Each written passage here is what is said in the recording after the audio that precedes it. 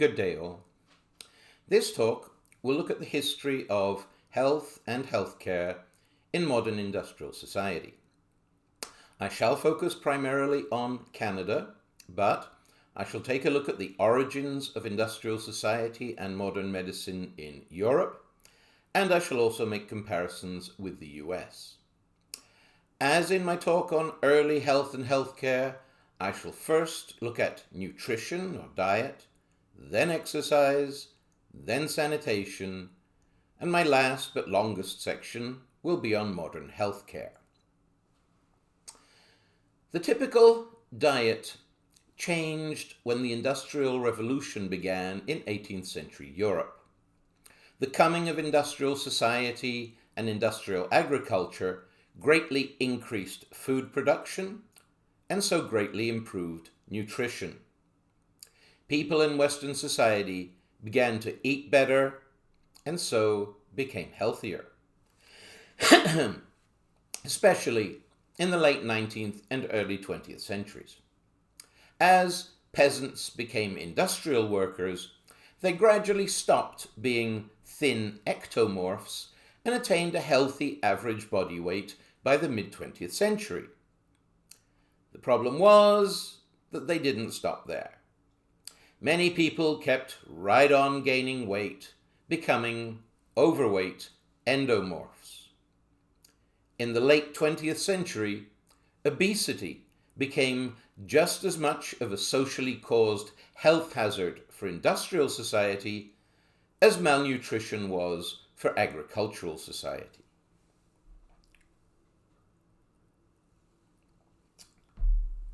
James Hill, nutritionist at the University of Colorado, has said of today's American children that, quote, "We've got the fattest, least fit generation of kids ever." And of course, it's not just the children, it's also American adults. Eric Schlosser, author of Fast Food Nation, has said of the US that, quote, "No other nation in history has gotten so fat so fast." And, as Schlosser argues, it is no coincidence that this dramatic rise in obesity has taken place in exactly the same time and place that saw the birth and dramatic rise of the fast food industry. Fast food franchises really took off with Ray Kroc's founding of McDonald's in the 1950s.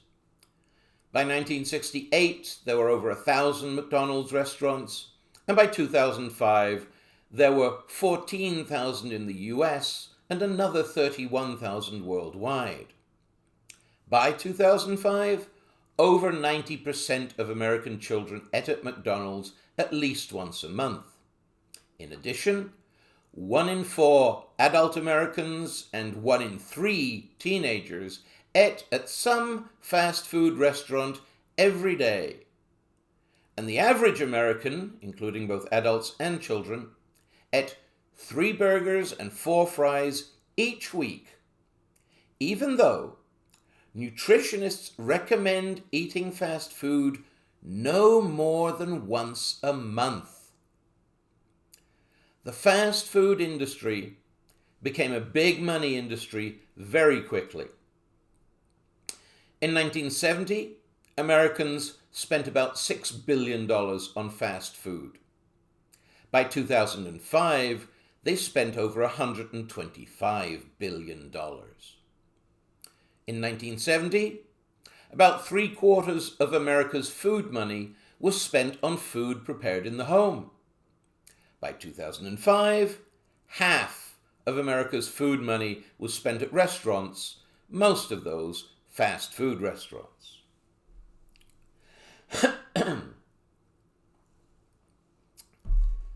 The expansion of the US fast food industry has been steadily accompanied by the expansion of US waistlines. It is because the fast food industry began in the US and is strongest in the US that the US now has by far the world's fattest population. And as US fast food has become international, it has expanded waistlines throughout the developed world. We now have statistics from Canada, Europe, Japan, and even China, all of which show that as soon as American fast food franchises are introduced, national obesity rates go up, and so do rates of all its accompanying diseases. This is why the fast food industry should really be called the fast fat industry. Fast food truly is junk food. It is junk that harms your health by making you fat. One of the main reasons for the swift expansion of the fast food industry is that it sells foods which have been processed to such a degree that they have literally become physically addictive drugs. Virtually all fast foods contain refined sugar, refined starch, otherwise known as flour, and/or artificial flavorings, all of which are physically addictive. Sugar and flour are addictive because they contain unnaturally high concentrations of carbohydrates. This raises insulin levels and creates a blood sugar imbalance, which causes cravings for more high-carb foods.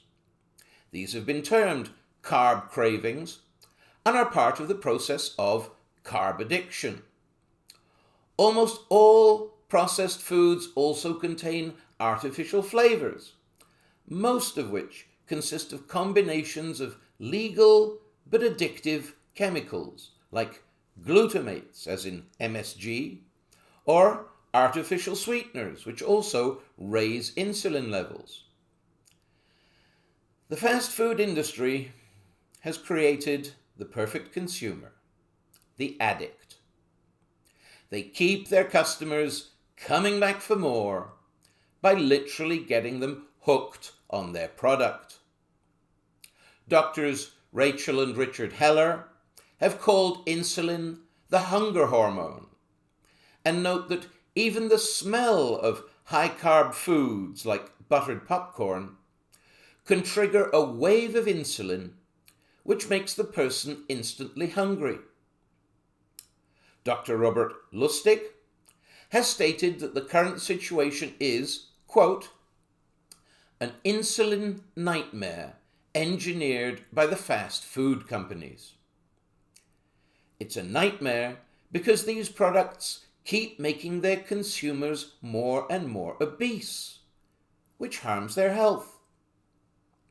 Obesity is primarily caused by addiction. Nobody ever got fat by satisfying their hunger. People get fat by trying to satisfy their addictions, especially to sugar and starch. The fast food industry has created a population of junk food junkies, slowly ruining their own health to feed capitalism's endless need for consumption.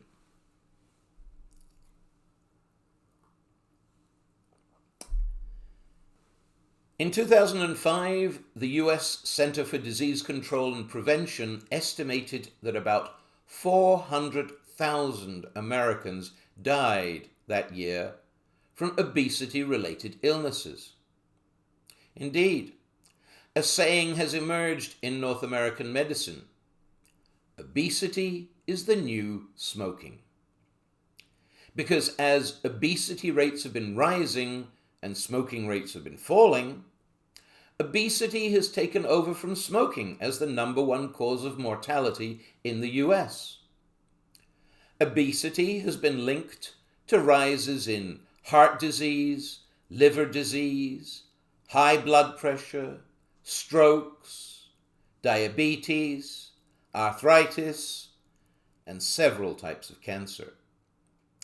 American children as young as 6 years old have died of obesity-related heart attacks. Across North America, in both Canada and the US, obesity rates held fairly steady up to the 1960s, but then began to rise sharply in the 1970s. During the 1990s, the average American gained a pound a year, or 10 pounds for the decade. Between 1975 and 2005, US obesity rates doubled, from 15% to 30% of the population. Canadian obesity rates also rose, but not as much, going from 15% to 23% of the population. However, obesity is not the whole story. The World Health Organization defines normal body weight as having a body mass index, or BMI, of between 18.5 and 24. Less than that is underweight. More than that, a BMI of 25 to 29 is overweight, and a BMI of 30 or more is obese. The World Health Organization distinguishes obese from overweight because, although weighing too much is always harmful to your health to some extent, obesity is the stage at which excess weight creates serious health problems. In 2009, Statistics Canada's Canadian Health Measures Survey found that of adult Canadians, 24% were obese, an additional 37% were overweight, and 1% were underweight, leaving only 38% of Canadians at a healthy weight. So, altogether, a majority of Canadians weigh too much, and about a quarter of Canadians weigh dangerously too much. However, there is hope for the future. People gradually became aware of the obesity epidemic in the 1990s and early 2000s, so in the mid-2000s a major campaign was launched to bring Canadians' weight under control, backed by the government, schools, and a variety of non-government organizations. As a result, in the late 2000s, obesity rates in Canada plateaued. Since then, adult obesity rates have remained steady, and children's rates have actually fallen. Combined overweight and obesity rates for Canadian children aged from 3 to 19 went from 23% in 1978 to 35% in 2004, but then fell to 27% in 2013. A closer look at the statistics shows that teenage rates have remained steady, but that children aged from 5 to 12 have seen a significant drop in their average BMI. What this shows, I would argue, is the power of socialization.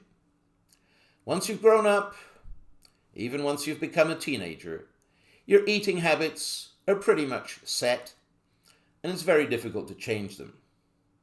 But what we can change is how we socialize the next generation. Teach them healthy eating habits when they're young, and those habits will stay with them for life. That's what we're starting to do in Canada, and it is slowly working.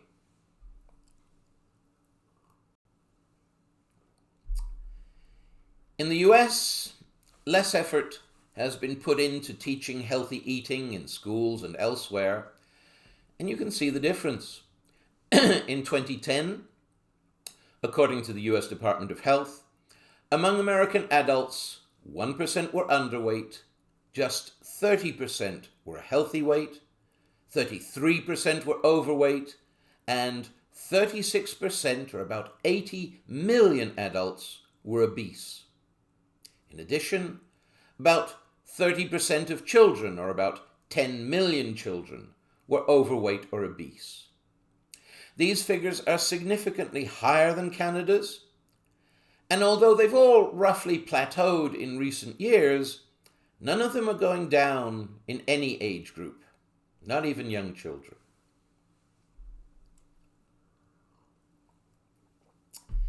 An individual's diet is widely thought to be simply determined by that individual's decisions regarding what they eat. Your diet is, supposedly, under your personal control. But both the fast food industry and the accompanying rise in obesity rates and their accompanying illnesses are social phenomena that affect millions of people. The most that the individual can do is to opt out and try not to partake of fast food. But this is difficult to do when the food is physically addictive and when this addiction is reinforced by billions of dollars worth of advertising and, more broadly, by a culture which defines you primarily as a consumer and which tells you every day that happiness consists of consuming corporate products like fast food. Fast food is a multi-billion-dollar drug industry, and we, its consumers, are its addicts and its victims. Put that together with all the bad advice that's out there promoting useless fad diets, and you can see that eating a healthy diet is not just a simple matter of making a decision, because it's a decision that's made under a lot of social pressure. Most diets, including those promoted by the official Canada and US food guides, are useless because they focus on how much you eat when they should focus on what you eat. As I said in a previous talk, the healthiest diet is the hunting and gathering diet, because this is the diet that our bodies evolved on. In recent years, several variations on this diet have been developed, variously called the Paleo diet, the Stone Age diet, the Atkins diet, the South Beach diet, or more broadly, the low-carb diet. It consists of lean meats and fish, green vegetables, fruit and nuts, and no processed food, fast food, or junk food. It is modern processed foods, invented by industrial society, that make people fat. Avoid them, and you can eat as much natural food as you like, and you will not get fat.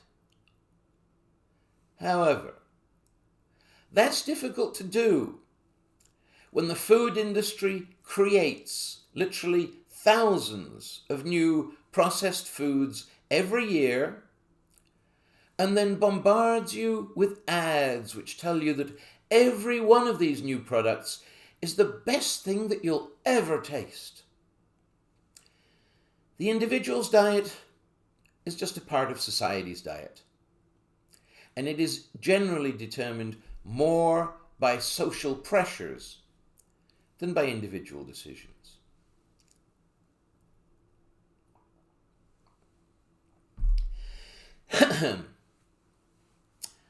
As regards exercise, I said in my previous talk that in pre-industrial societies, most people gained all the exercise that they needed through their work.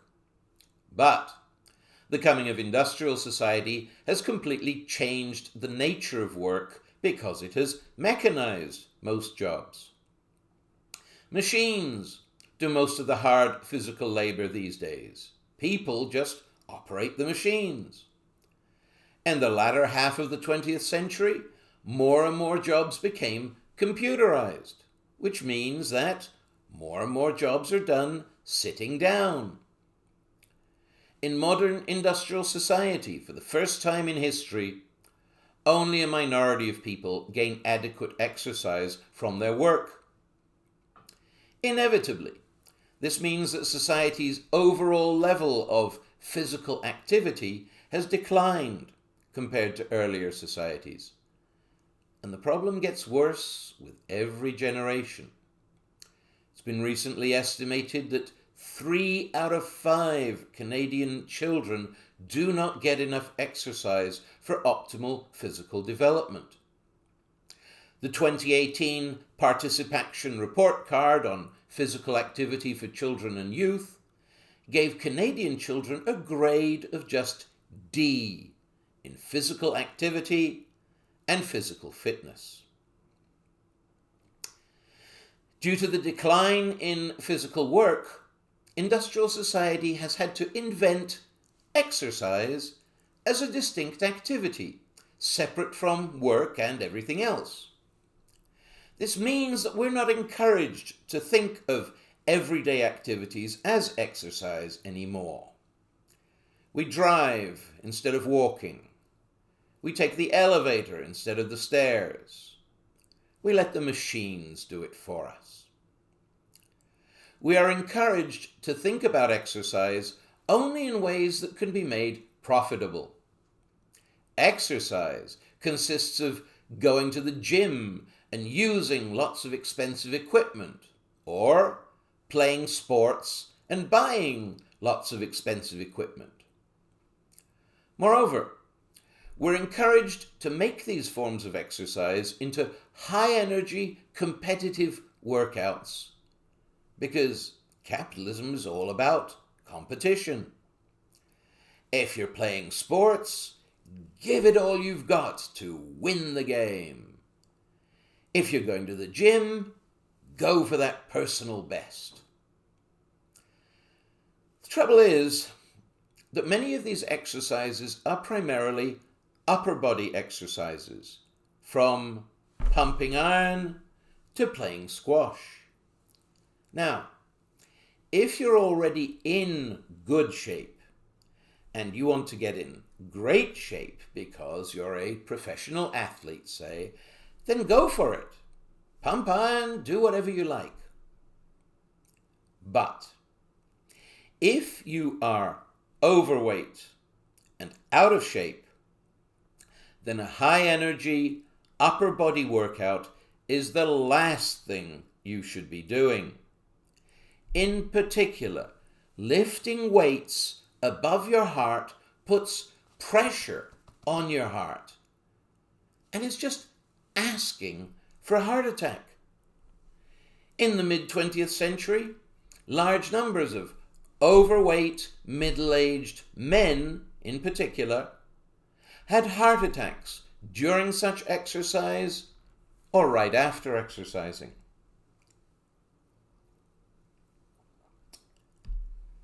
As people became aware of this, exercise patterns changed. Jogging became more popular. And in the late 20th century, we saw a rise in the popularity of treadmills, which allow you to walk or run without actually going anywhere. These days, some gyms even have screens with a live internet camera feed so that you can virtually jog through the streets of Paris or New York or wherever you like. In addition, there is one, and only one, healthy new form of exercise. Industrial society has invented just one machine that provides us with a new, healthy, lower body form of exercise. What machine am I talking about? The bicycle. Cycling ranks with walking, running, and swimming as the healthiest forms of exercise. However, personally, I think cycling's a pain in the ass, literally. Recently, alongside the rise in popularity of treadmills, we've also seen a rise in the popularity of stationary bikes. At the gym or at home, those can also come with TVs or internet feeds to wherever, so that you can pretend you're actually going somewhere. However, since exercise is no longer part of most people's jobs, we have to make special time for it. But most people find that work and family between them can easily expand to fill your every available minute, leaving you with little time for relaxation and even less energy for exercise. Even when people do exercise, our society pushes them in the direction of upper body exercises, which often do more harm than good. So, exercise is an individual decision, but one made under social pressure. In Canada, rates of exercise have actually been growing steadily since the 1970s, and so has the use of healthy lower body exercises, which has helped to slow the rise in Canada's obesity rate.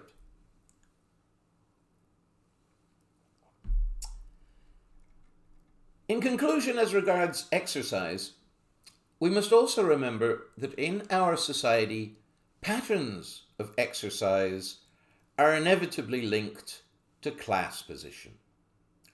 The rich can afford personal trainers and even personal gyms, so they can exercise better than most people and stay in better shape than most people.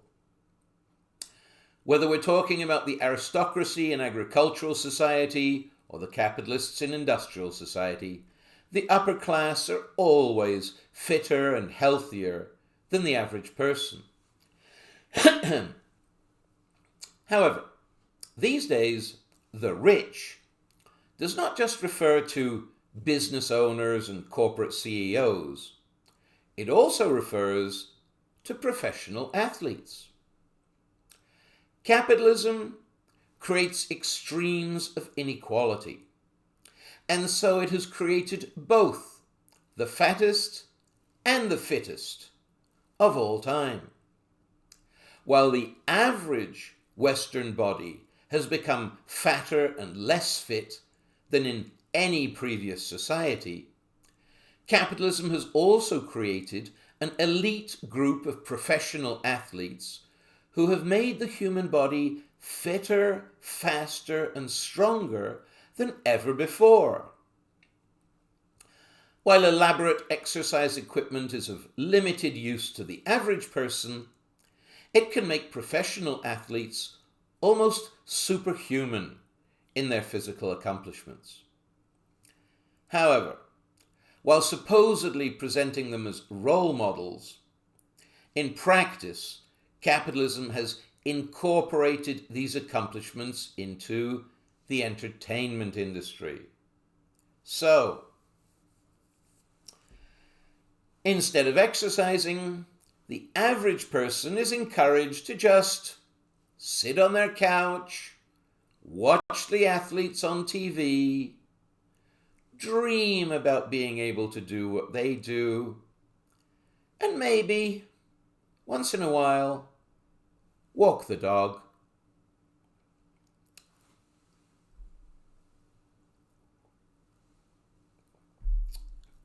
As regards sanitation, industrialization was initially a disaster. Industry developed in factories, which needed a large workforce. So, towns and cities built up around the factories. People migrated to them from the countryside as farm jobs were mechanized, and urbanization took place on a massive scale.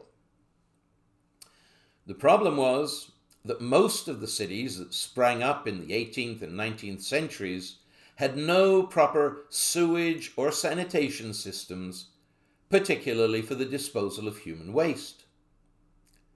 People would relieve themselves in a thunderpot or potty, and in the morning, if they were polite, they'd empty them into the gutters. And if they weren't polite, they'd just throw them out the window. In France, this was accompanied with a shout of "Gardez, l'eau," which meant watch out, water, which meant night water, which meant pee. In Britain, this became "Gardez-loo," which meant duck. Either way, you had human urine and excrement flowing through the streets of the city. And there's literally nothing that spreads disease like human waste. And so disease was rampant in the cities of early industrial society, and both health and life expectancy fell significantly for all but the rich. Eventually, in the mid to late 19th centuries, pretty much all Western cities built proper sewers. The introduction of sewers and flush toilets dramatically cut down the incidence of disease in Western cities and improved overall health.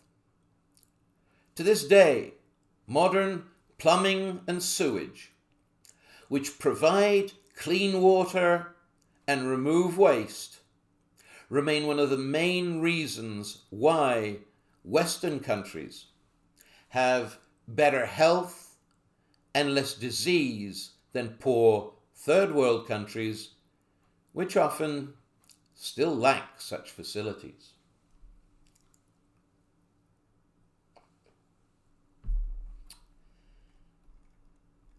The remainder of this talk will provide a brief history of modern healthcare. I shall begin in 17th century Europe, when the work of the Greek physician Galen was revived, particularly by the Frenchman René Descartes. Descartes expanded on Galen's work to create a new model of the human body, which became known as the mechanical model of the body. Influenced by the machines that were already beginning to transform European society, Descartes argued that the body worked like a machine.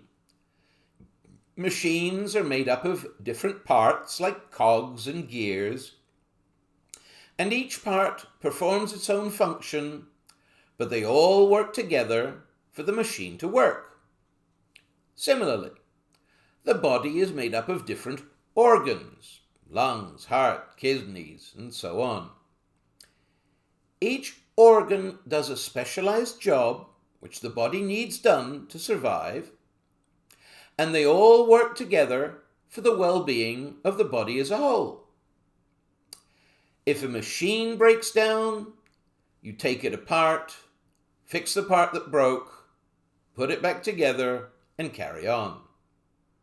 Similarly, the new male medicine, which has been termed allopathic medicine, was based on isolating a specific problem or using a specific etiology, and then curing it by entering the body either physically through surgery or chemically through drugs.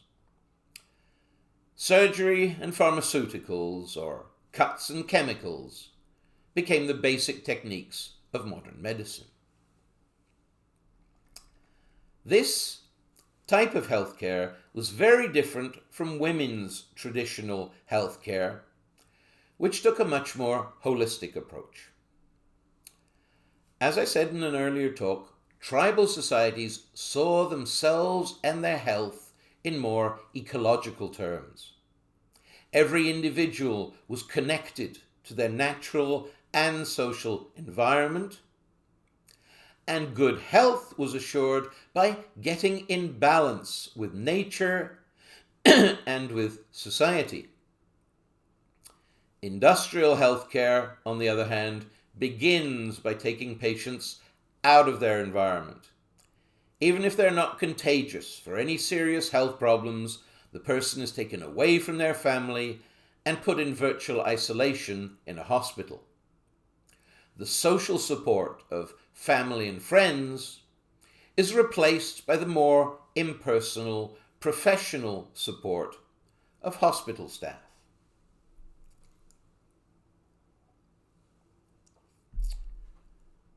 The mechanical model became widely accepted because it got results. By dissecting the human body, both literally and conceptually, into its component parts, the new medicine could grow on the basis of specialization into different fields of localized pathology, meaning that doctors began to specialize in treating different parts of the body, heart, lungs, gastrointestinal system, and so on. This led to the development of many new specialized procedures and techniques. The mechanical model also, not surprisingly, encouraged the mechanization of healthcare.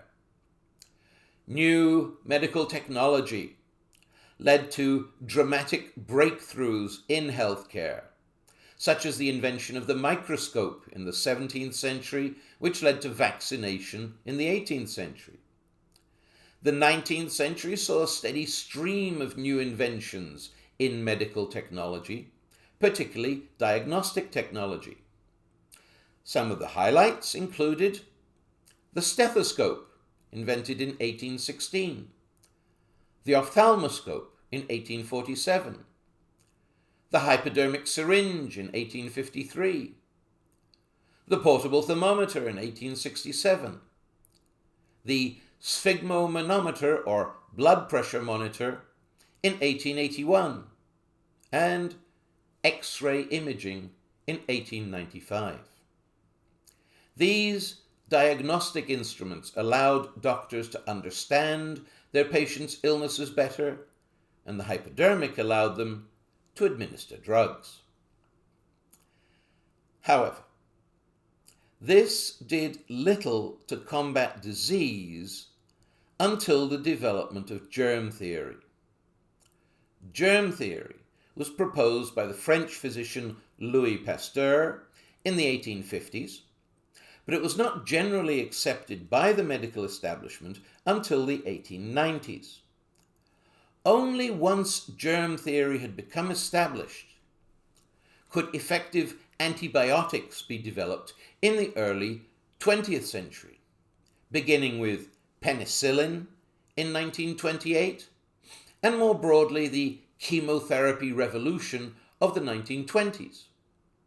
And of course, the 20th and 21st centuries have seen an unending stream of new medical technology. Industry is technology, so industrial society constantly creates new technology in all fields, including healthcare. This technology has unquestionably improved healthcare, especially in the Western world.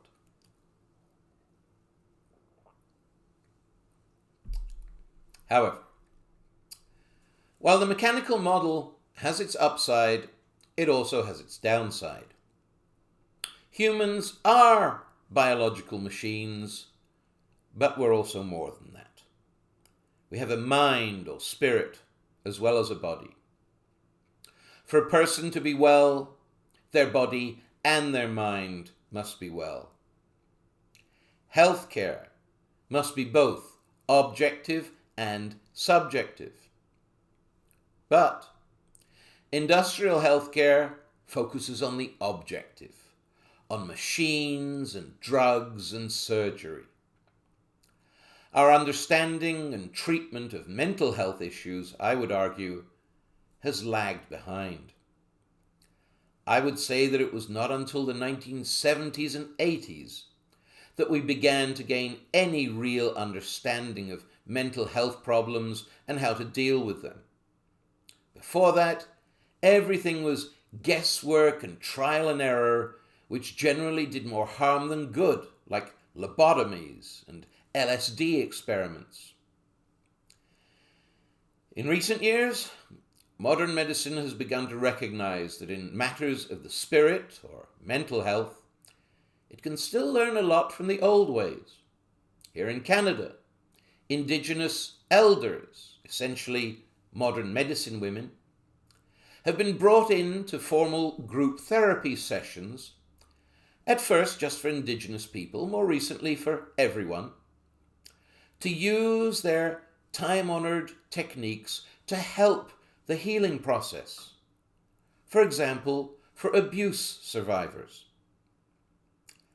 I would argue that we need more of this. I would argue that our healthcare system needs to integrate traditional women's medicine into modern male medicine. In short, I would argue that our healthcare system needs to get in touch with its feminine side. This is also the case because there are two types of health problems: acute and chronic. Acute problems are immediate problems, like a broken leg or a disease. Chronic problems are long-term problems, like arthritis or high blood pressure. Similarly, there are two types of medicine: cures and care. Cures are quick fixes for acute problems. You set the broken leg or provide antibiotics for the disease. Care is long-term. It's needed for chronic problems that cannot be cured. They can only be managed. Problems like arthritis or high blood pressure need lifelong care. And of course, old age has no cure. It just needs care. Male medicine tends to focus on providing cures, for example, by inventing some new drug, while most of the staff in long-term care facilities are women. Similarly, in hospitals, doctors, who are still mostly male, prescribe cures, while nurses, who are mostly female, provide the daily, ongoing care. The problem is that our male-dominated healthcare system tends to focus on providing cures, but as our population ages, more and more of our health problems are of the chronic, degenerative, lifelong type. These problems have no quick fixes, or indeed any fixes. They can only be dealt with by providing long-term care. But our long-term care facilities have received much less attention and funding than our quick-fix hospitals, a problem which the COVID pandemic brought to light. So again, I would argue, our healthcare system needs a greater recognition of women's work and of women's approach to healthcare.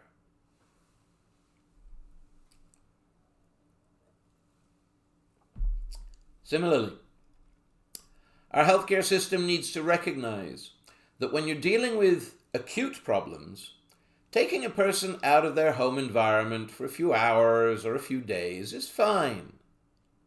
But when you're dealing with chronic, long-term problems, almost everyone prefers to be treated at home, if at all possible, instead of going into a hospital or institution for months or years on end.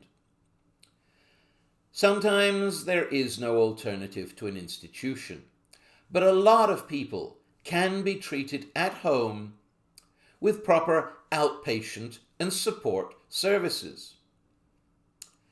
As the medicine women said, people feel more comfortable and are likely to feel better in their own physical and social environment, in their homes, with their family and friends. Only in the late 20th century did modern healthcare begin to recognize this and relax the social isolation which was previously practiced for patients.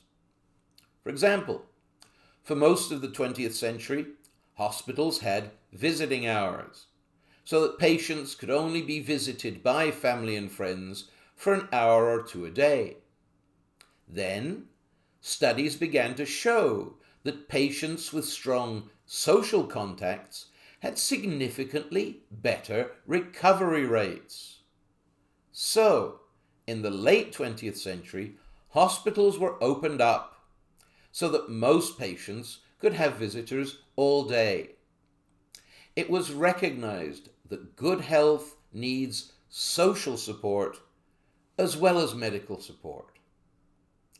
The sociology of health made its appearance. This issue highlights another problem with the mechanical model. It's too reductionist. Modern psychological testing has shown that men's thinking is more reductionist, while women's thinking is more holistic. Men break problems down into little pieces and then tackle them one by one, while women address the problem as a whole. This is very apparent in the field of healthcare. Descartes and the male physicians who followed him saw the human body in reductionist terms, as a collection of parts to be fixed or replaced. While this is valid up to a point, it involved the rejection of the traditional women's view that the patient must be treated as a whole, and indeed as connected to their natural and social environment, to the world as a whole. It took male doctors about 300 years to understand that healthcare needs both a reductionist and a holistic approach. The history of modern medicine is often told as a story of straightforward progress. Over time, we accumulate more knowledge, more treatments, more drugs. Our healthcare just keeps getting steadily better and better. But this is only half the story. Because in practice, any social institution, like our healthcare system, gets built through a combination of cooperation and conflict. Yes, healthcare professionals work together, but they may also clash. We've already seen in an earlier talk that modern male medicine only arose after traditional women's medicine had been destroyed in the most violent and brutal fashion by the witch hunts. After that, different groups of male caregivers arose with different ideas about which direction healthcare should move in. These groups of men competed to see which of them would run modern healthcare. The healthcare system that we have today was established by the winners of this competition. And the problem is that the winners were not always those that provided the best healthcare. More often, the winners were those who had the higher social standing and so could gain the support of politicians.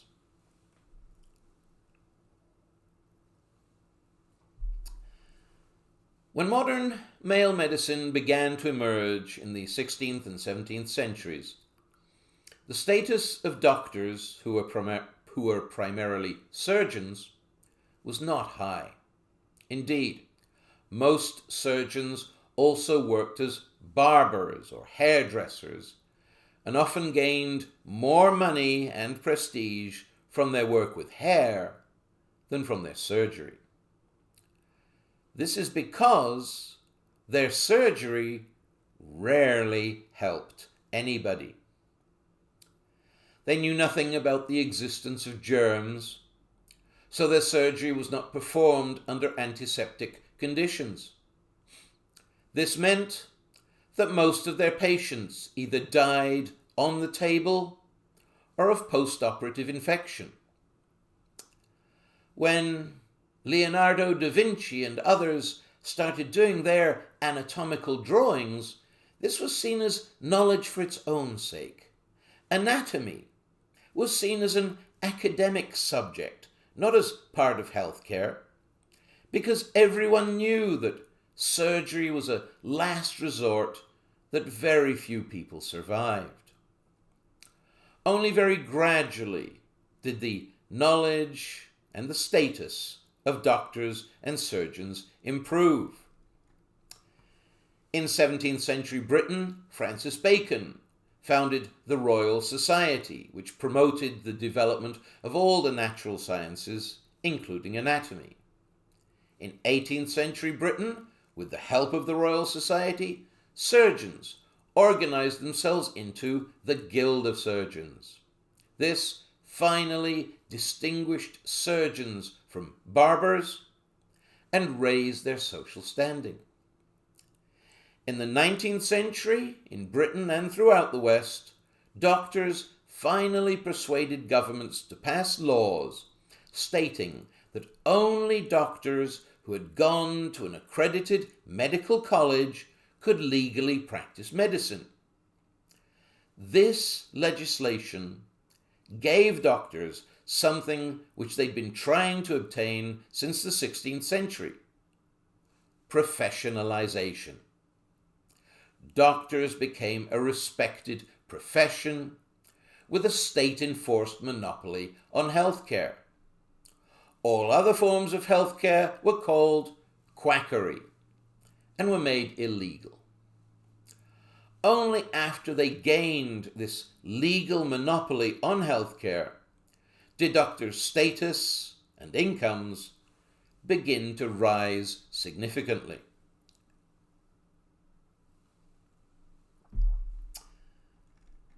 Who were the other groups of healthcare practitioners whom the doctors got declared quacks? Well, there were several groups of men who had rediscovered some of the techniques of traditional women's healthcare. Three of these groups were the herbalists, eclectics, and homeopaths. They all said that conventional medicine did more harm than good, and instead prescribed herbal medicine and treatments like steam baths and bed rest. Up to the early 20th century, I would argue that they provided better health care, and they were certainly more popular than the doctors. And yet, Western governments sided with the doctors against them. Why? Well, I shall have more to say about this conflict when we look at Canada shortly, but in a nutshell, the answer is that the doctors came from a higher social background. Going to medical college was very expensive. So, graduating proved that you came from a wealthy family. Such families tend to have political connections and couldn't put pressure on governments. In short, money talks. And as we shall see, politicians to this day often make decisions about healthcare, based not on what would be best for society as a whole, but rather on what would be best for their rich friends. Doctors were an elite group, or what Max Weber called a status group, a group with high social status. They were all educated, white, upper middle class men.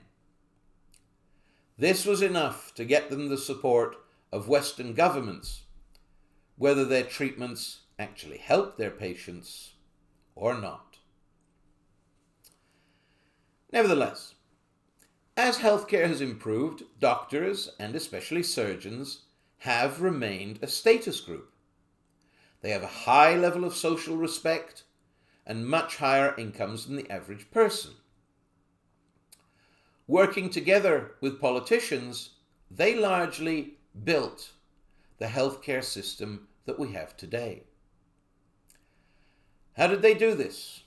Well, to answer that question, we're now going to look at the history of healthcare in Canada.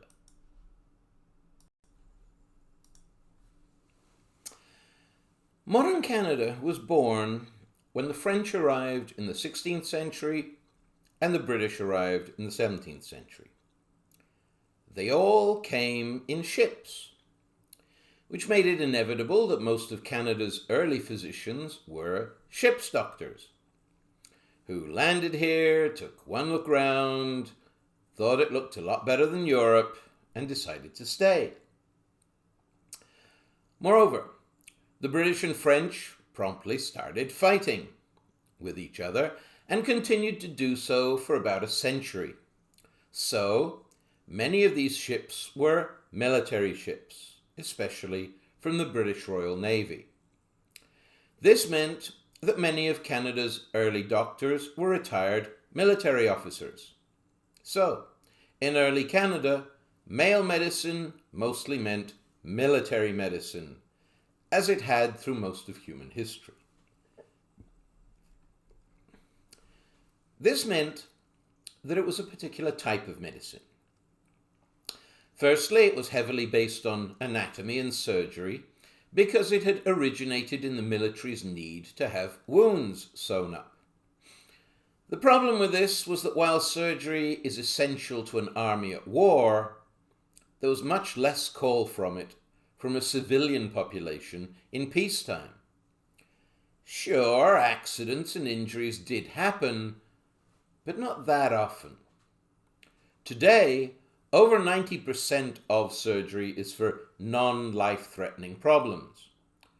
But in the 17th and 18th centuries, nobody went to a surgeon or so-called sawbones unless the problem was life-threatening, and not always then.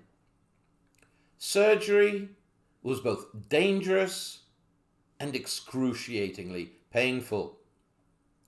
Inhalation anesthesia was not invented until the 1840s and did not come into widespread use until the 1850s. French physician Louis Pasteur developed germ theory in the 1850s, and based on his work, English surgeon Joseph Lister, after whom Listerine is named, in the 1880s developed the technique of antisepsis, which involves sterilizing the surgeon's hands and instruments before surgery.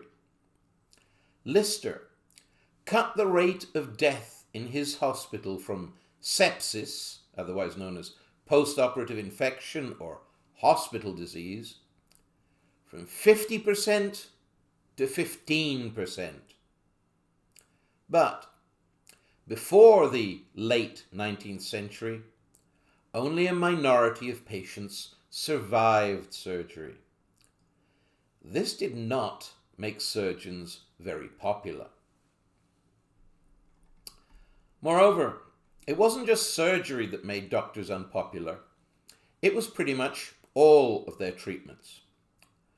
Most of the techniques used by orthodox medicine prior to the 20th century generally did far more harm than good. Medicine was still based primarily on the work of Galen way back in ancient Greece.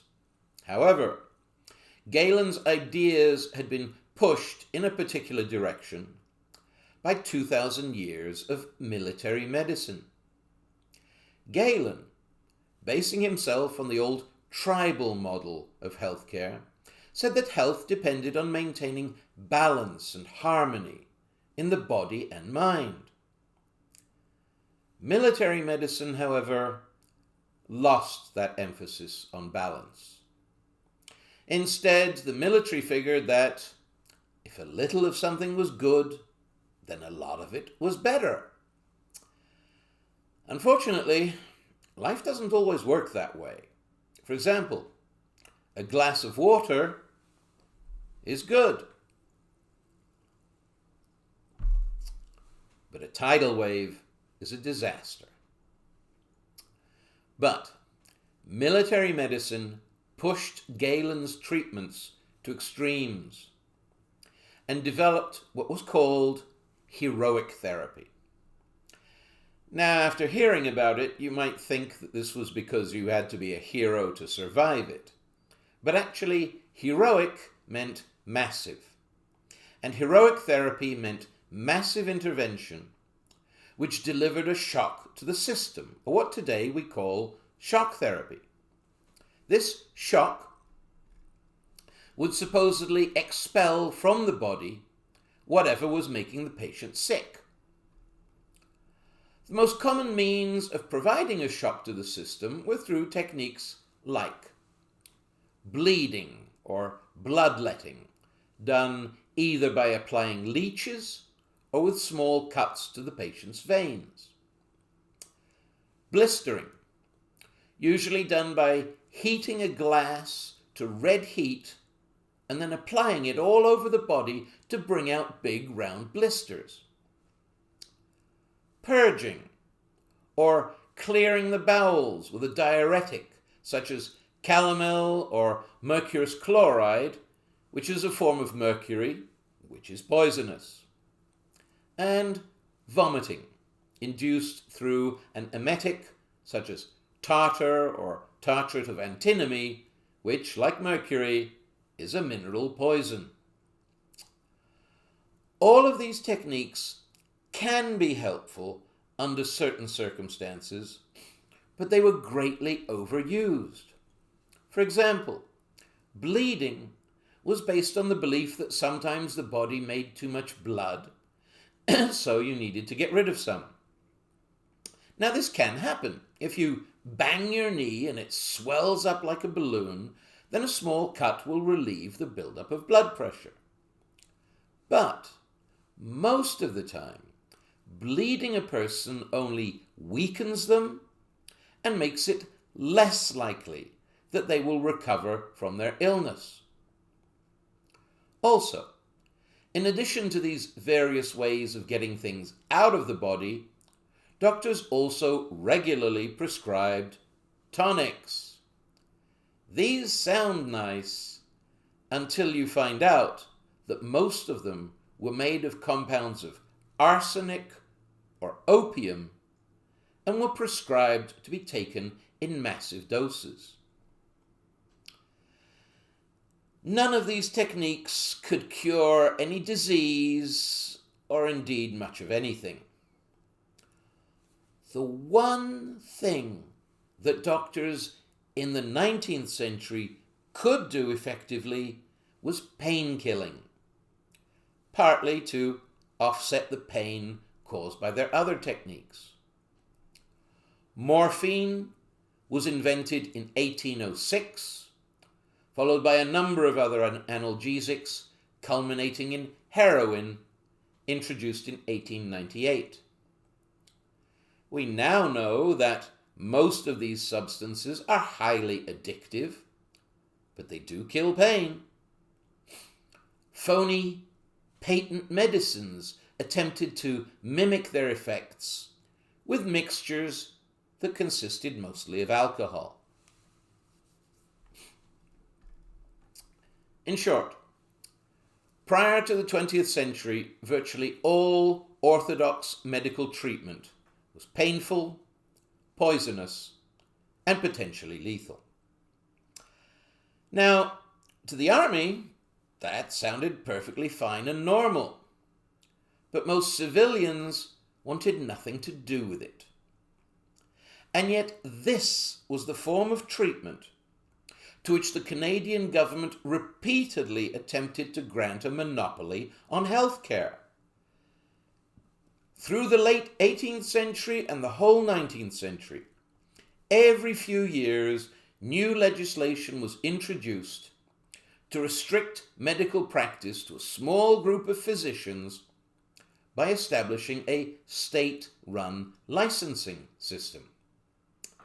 These laws repeatedly failed because for a long time they were unenforceable. This was for two reasons. Firstly, as I was just saying, many people simply wouldn't go to these doctors. Secondly, many places did not have doctors. Today, Canada has one doctor per just over 500 of the population. But at the start of the 19th century, it was only one doctor per over 2,000 Canadians, and at the start of the 20th century, it was still only one doctor per over 1,000 Canadians. Moreover, almost all of those doctors were concentrated in large towns and cities so that they could maximize their clientele and so maximize their income. Very few doctors wanted to live and work in rural areas, so people there had to find alternative healthcare providers.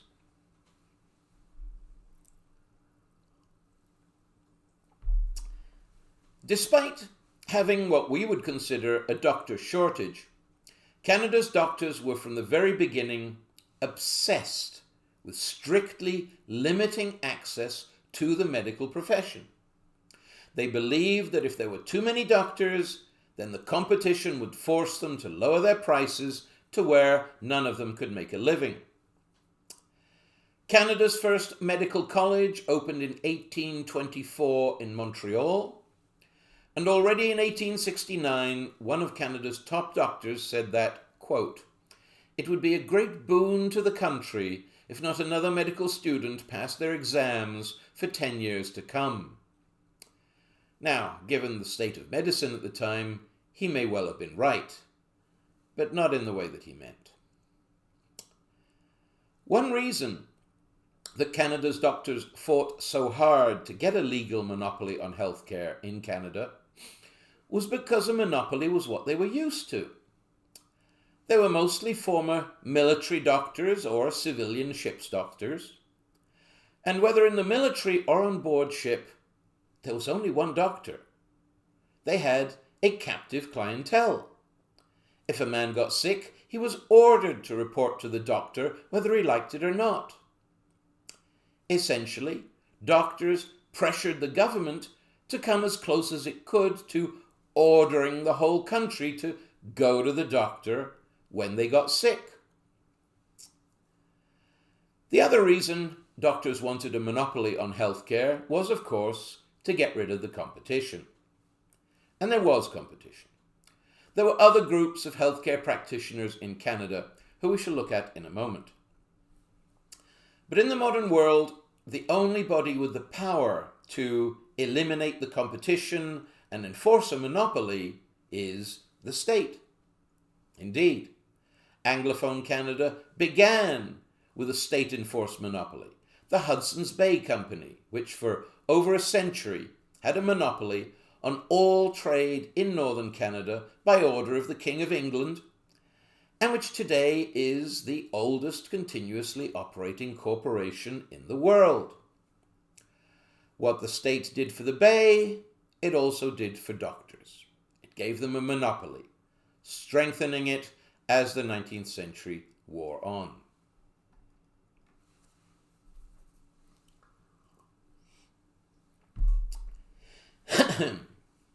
Did doctors justify this state support by improving the health of Canadians in the 19th century? In a word, no. Because the main health problem of the 19th century was disease, and none of the doctor's treatments were of any use in fighting disease. The 1830s, 40s, and 50s saw repeated outbreaks of cholera, typhus, and influenza. The 1880s and 90s saw outbreaks of smallpox, tuberculosis, scarlet fever, and diphtheria.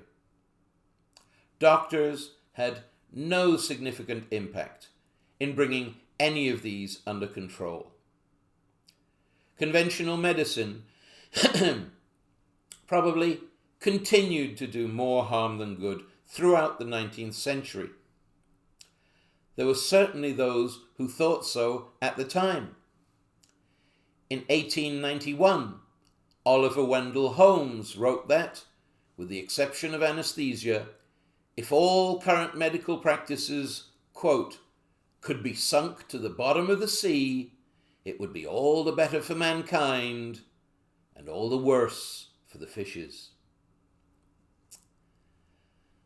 Doctors got their monopoly, not because of their results, but because, as I said before, they were a status group from a wealthy background. In Canada, some of these doctors had ties of family and friendship to Canadian politicians. Others came from families with connections to British politicians. Canada was, at first, a colony of Britain and so ultimately run by British politicians. Also, since Britain had had to fight and win a war against the French to claim Canada, early Canada was for some time under military or semi-military rule. This made the military very influential on the government, and many doctors were former military officers. This gave them even closer ties to politicians. Doctors were part of the old boys club, the social elite, the wealthy white men who ran Canada.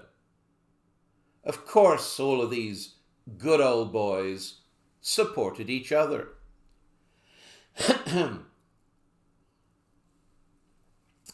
What about the doctors' competition?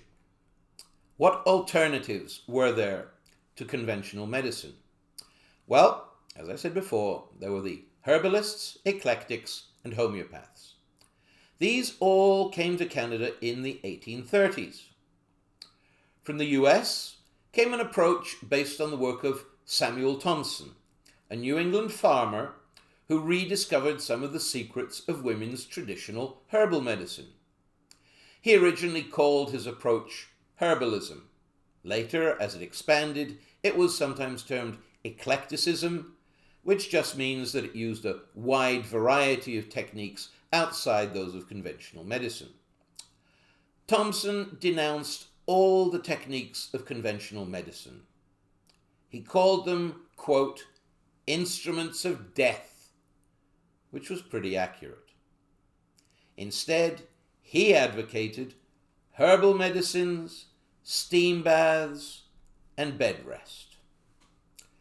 Not surprisingly, his followers were much more popular than doctors, and under public pressure, the state granted them licenses to practice medicine in the 1860s.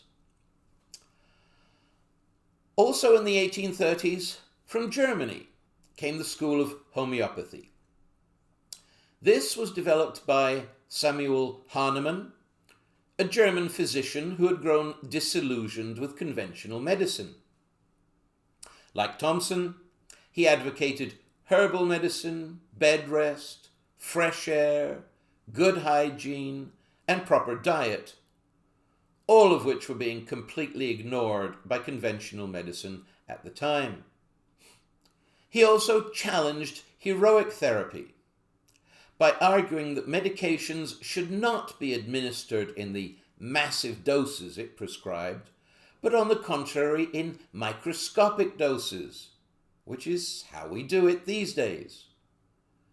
Homeopathy is based on the principle that anything which is harmful in large doses will be beneficial in microscopic doses, because it will provoke the body's immune system into a reaction. This is also the principle that underlies inoculation.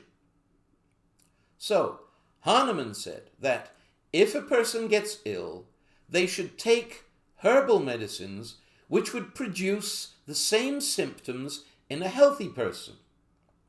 This means that at first you actually feel worse. But once your immune system kicks in, you feel better. For example, echinacea mimics the symptoms of a cold, so a lot of people these days take it if they get a cold, and in a few days they feel better.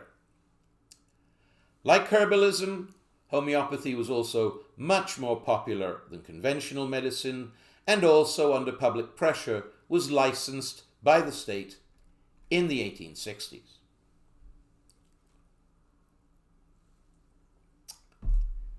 The doctors did not like seeing their competition get licensed, so they came up with a new strategy. They formed the General Medical Council to oversee all healthcare in Canada, including licensing. They then invited the eclectics and homeopaths to join the council and get its new licenses. However, the condition was that they had to go to regular medical school first.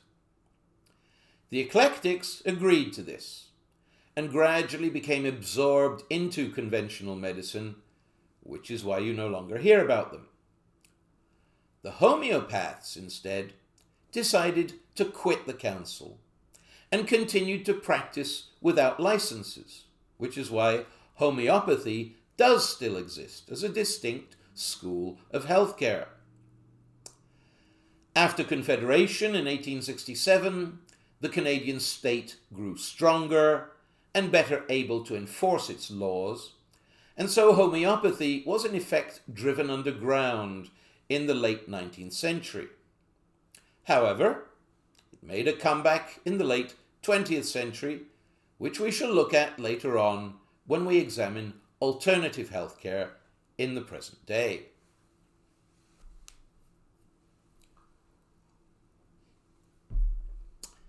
In addition to these alternative forms of healthcare, Canadian doctors in the 19th century also faced competition from one other source: American doctors.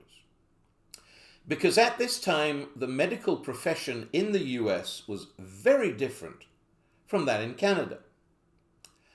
Unlike Canada, the US had cut its ties to Britain by having the American Revolution or American War of Independence in the late 18th century. This meant that the US had no old boys club, no status group of well-connected doctors, and so no state-enforced monopoly on healthcare or medical education. Private medical schools abounded, tuition was relatively cheap, entry into the medical profession was virtually unrestricted, and so the US at this time had far more doctors than Canada. Naturally, some of them came to Canada where there was less competition.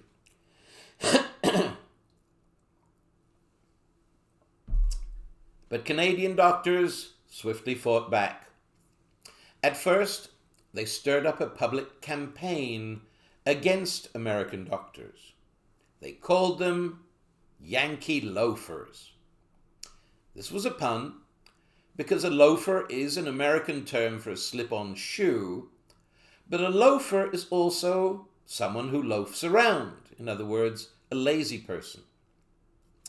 Canadian doctors could accuse American doctors of laziness because by the late 19th century, a medical degree in Canada took an average of 5 years to complete, while an American degree only took 2 years. Canadian doctors claimed that they worked harder and learned much more at school, and so were much better doctors. This claim was dubious for 2 reasons. Firstly, as we saw, much of what they all learned did more harm than good. Secondly, the Canadian curriculum was padded with material quite irrelevant to healthcare, such as a working knowledge of Latin and classical literature.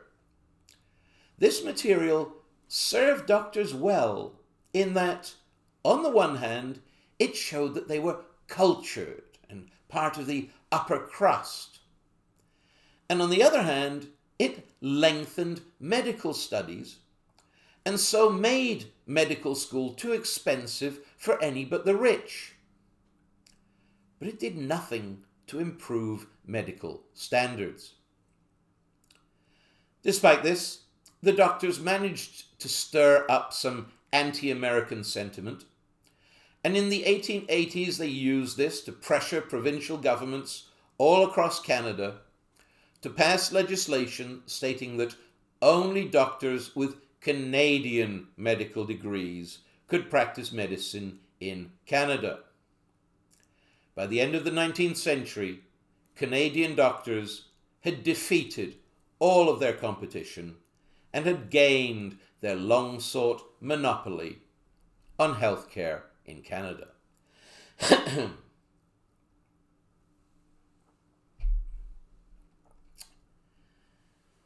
As far as North American healthcare is concerned, the 20th century really began in 1910, because this was the year the Flexner Report was published. And the Flexner Report, more than any other single event, was responsible for bringing genuinely scientific healthcare to Canada and the US. The Flexner Report has been called, quote, the document that helped change modern medicine from quackery to responsible practice. The Flexner Report was compiled by Abraham Flexner, a schoolmaster commissioned by the Carnegie Foundation of New York to conduct a study of medical education in North America. Doctors complained at the time that a schoolmaster couldn't understand medicine, but he didn't have to, because he wasn't examining medicine, he was examining medical education. And as a schoolmaster, he did understand education. Moreover, the Carnegie Foundation understood that the only way to get an honest report was to commission an outsider. A doctor would just have said wonderful things about all his doctor friends. Flexner, on the other hand, was extremely critical of what he found.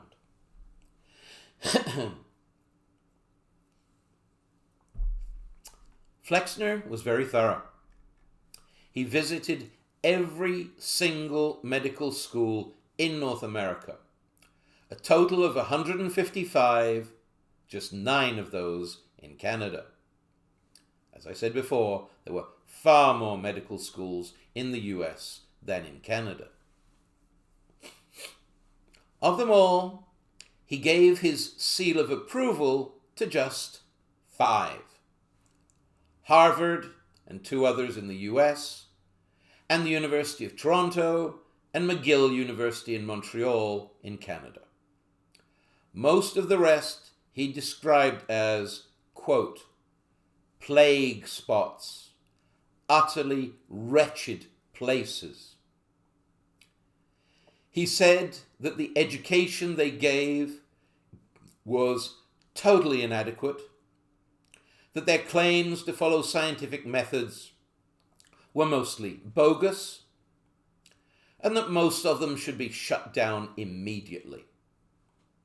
Instead, Flexner proposed that medicine should be taught exclusively at universities, at graduate level, by full-time qualified faculty. He further recommended that all of these medical schools should have access to laboratory, research, and hospital facilities. Remarkably enough, Flexner gained support for these radical changes, not only from private philanthropies like Carnegie and Rockefeller, but also from the US and Canadian governments.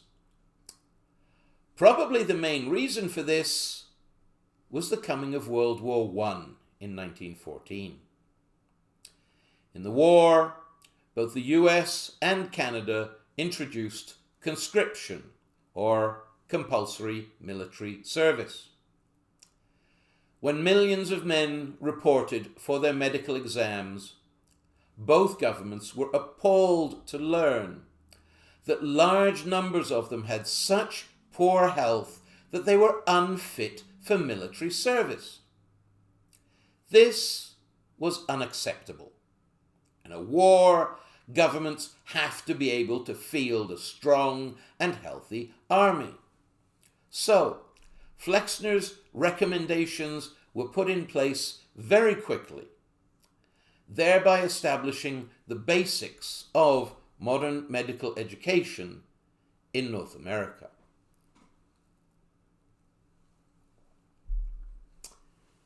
In the US, the Flexner Report totally changed the structure of medical education.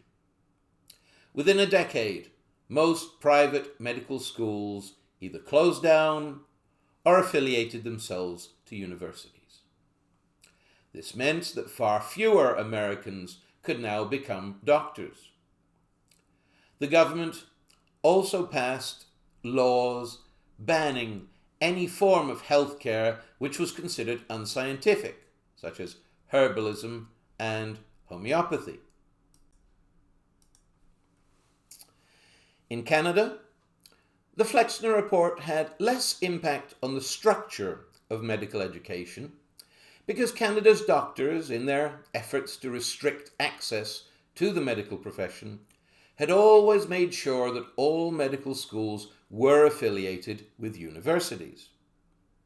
But it had an enormous impact on the content of medical education. Due to Flexner's insistence on using proper scientific methods, standards shot up dramatically. Standards of education, standards of research, and ultimately standards of care. The 1910s and 1920s was when effective scientific healthcare really began in North America. Only after the Flexner Report was implemented did a patient's chances of actually being helped by a visit to the doctor rise above 50%.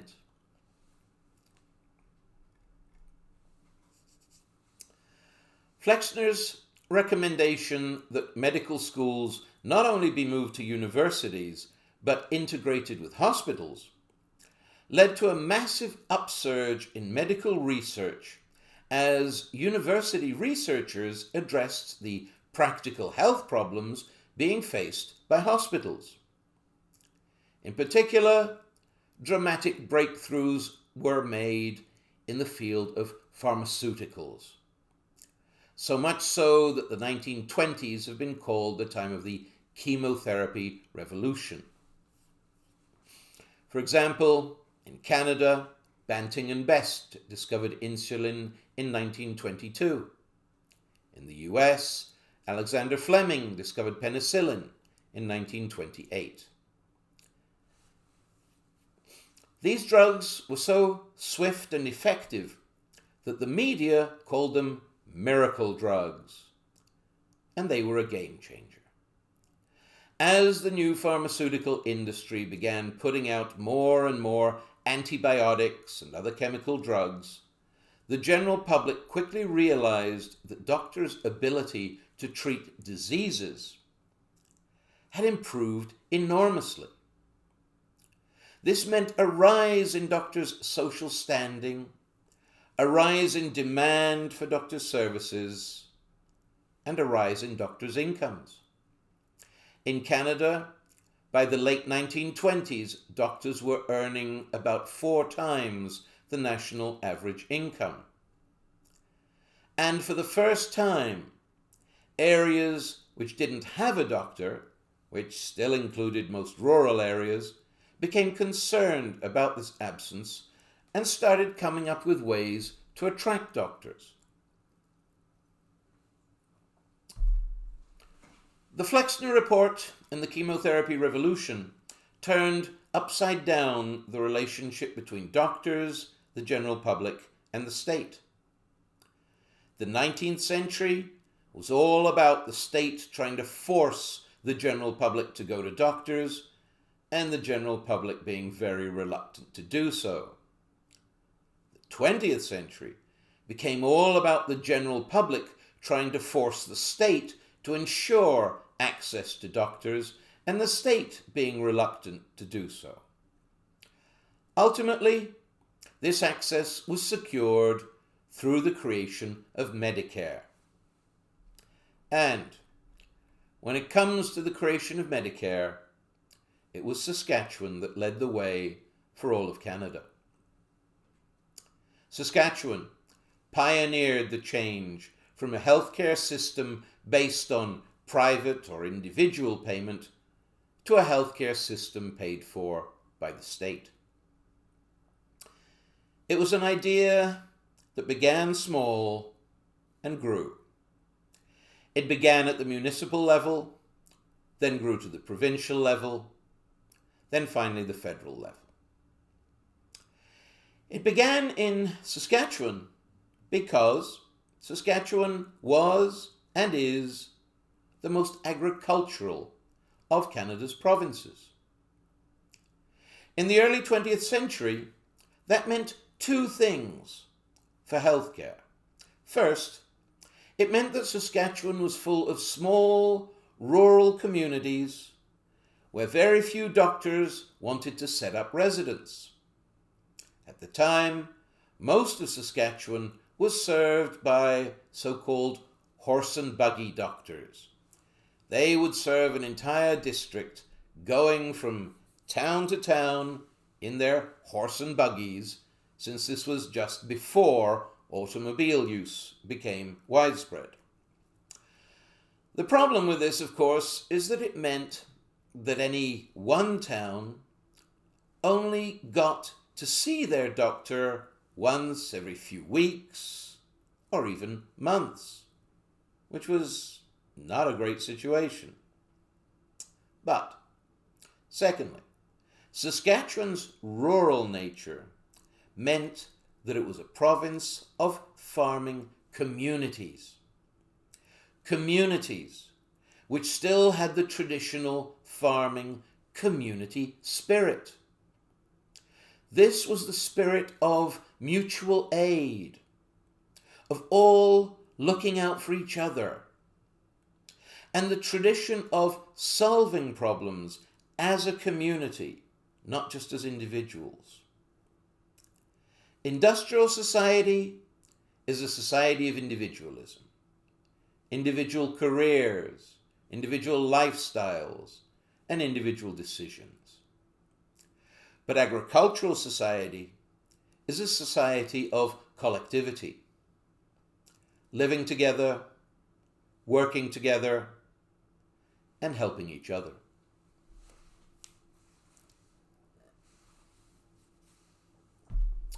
So, when Saskatchewan's rural communities decided that they needed to attract more doctors, they took action as communities, or in political terms as municipalities. They introduced the Municipal Doctor Plan, the MDP. The plan was very simple. The municipality or township would pay a doctor an annual retainer to come live and work in their town. This benefited the town because now they had a full-time doctor. And it benefited the doctor because it meant that he had a guaranteed income. You see, rising doctors' fees did mean a rise in doctors' incomes, but very quickly they also led to rising default rates on doctors' bills. Many people were simply too poor to pay their medical bills. So a lot of the time, doctors did their work without knowing whether they'd actually get paid for it or not.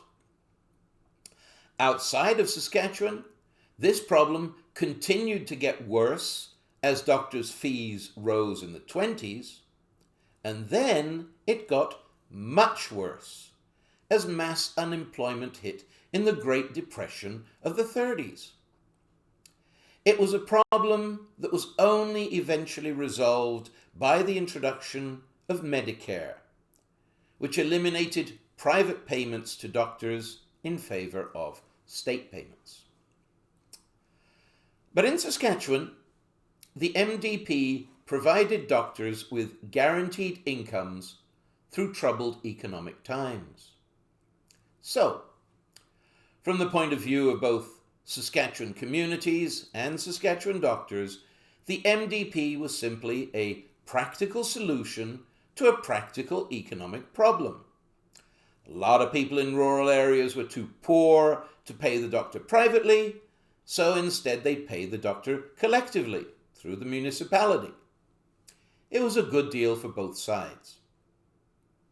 But in historical context, it was much more than that. It was the first step in a healthcare revolution. Because while the army had, of course, always had its doctors, this was the first time in Canadian history that any civilian government body had hired a doctor to look after the health of its citizens on a full-time basis. It established a precedent which would grow dramatically over the coming years. The pilot project of the MDP began in the town of Sarnia in 1914. It was an immediate success, and it was backed up in 1916 by the passage of the Rural Municipality Act, which allowed all Saskatchewan municipalities to levy a tax to pay the town doctor.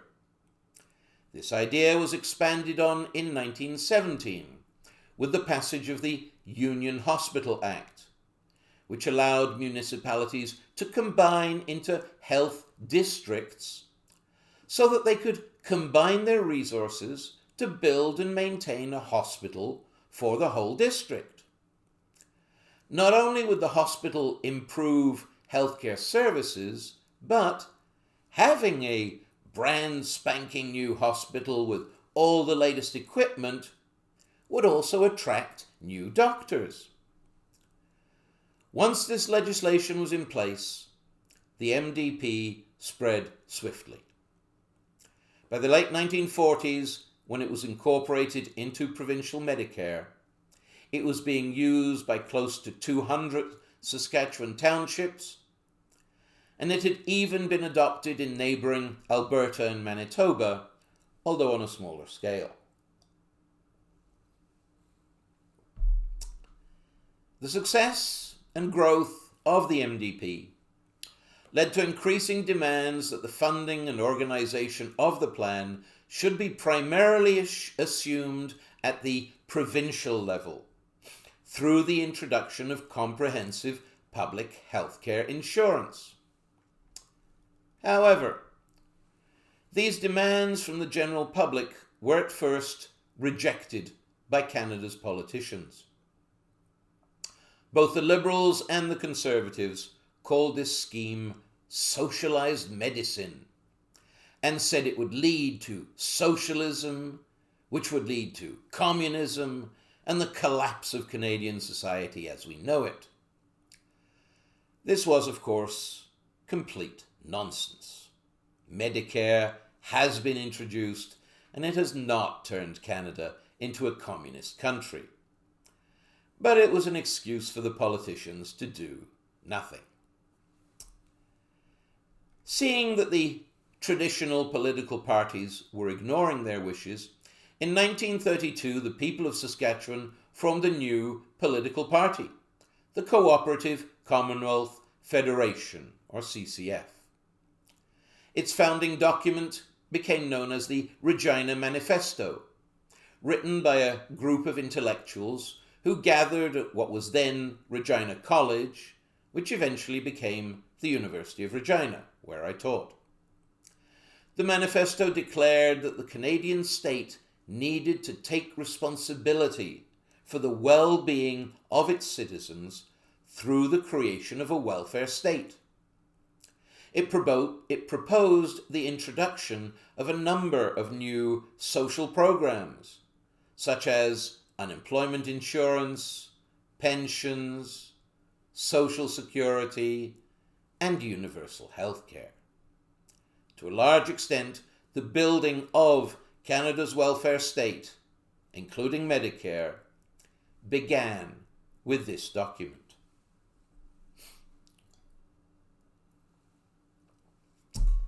The CCF grew swiftly in popularity, and in 1944 it formed the provincial government under the leadership of Tommy Douglas. He remained Premier of Saskatchewan from 1944 to 1961. Tommy Douglas, more than any other single person, was the father of Canadian Medicare. It was his number one priority throughout his premiership.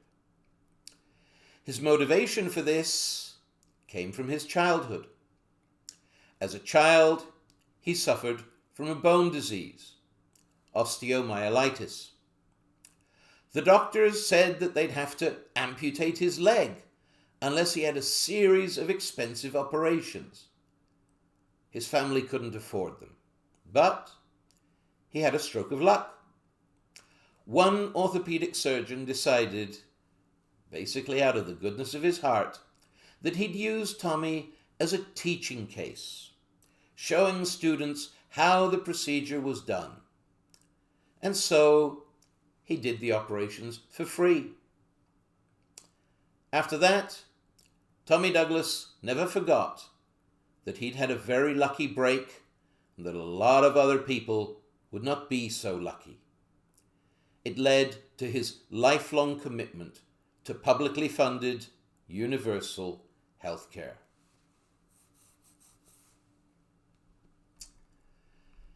As soon as he became Premier, Tommy Douglas moved immediately to expand access to health care in Saskatchewan. In 1945, he introduced state-paid health care for pensioners and the unemployed, as well as state-paid mental health care and polio treatment, with polio being a major health problem at that time. In 1946, the pilot project for Canada's first district-wide health care insurance program was established at Swift Current. And in 1947, the CCF introduced the Hospital Insurance Plan, which by the end of that year had already guaranteed that over 90% of Saskatchewan's population had access to state-funded hospital services. As you can see, the project developed at the provincial level just as it had at the municipal level, first establishing state-run insurance for doctors, then for hospitals. These measures revolutionized healthcare in Saskatchewan, and together with Tommy Douglas's other welfare state policies, made him, according to opinion polls, by far the most popular premier in Canada through the late 40s and 50s. He won election after election by landslides. There was even talk of turning the CCF into a federal party and making a run at the federal government. The CCF's popularity worried the traditional liberal and conservative politicians. For the first time, someone other than them might actually form the federal government. So, to take support away from the CCF, they began to imitate some of the policies which Tommy Douglas had pioneered. In the late 40s, the federal Liberals under Prime Minister Mackenzie King began to introduce welfare state legislation, which is why Mackenzie King is sometimes called the father of the Canadian welfare state. These welfare state policies proved very popular and kept the Liberals in power. As regards healthcare, in 1948, the Liberals began giving out hospital construction grants to the provinces. Because of these grants, the 1950s became the fastest period of hospital construction in Canadian history. And this was the time when hospitals became the centerpieces of the modern healthcare system.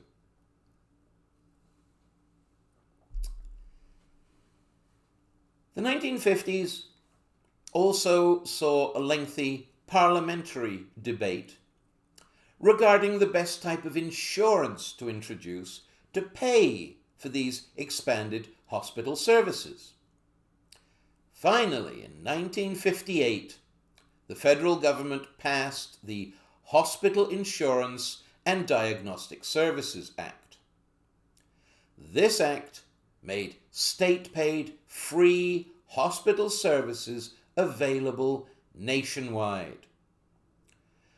Despite the lengthy debate, it was actually modelled very closely on Saskatchewan's 1947 Hospital Insurance Plan, and it was largely the success and popularity of the Saskatchewan Plan and the constant pressure from the Saskatchewan CCF that forced the federal government to take this step.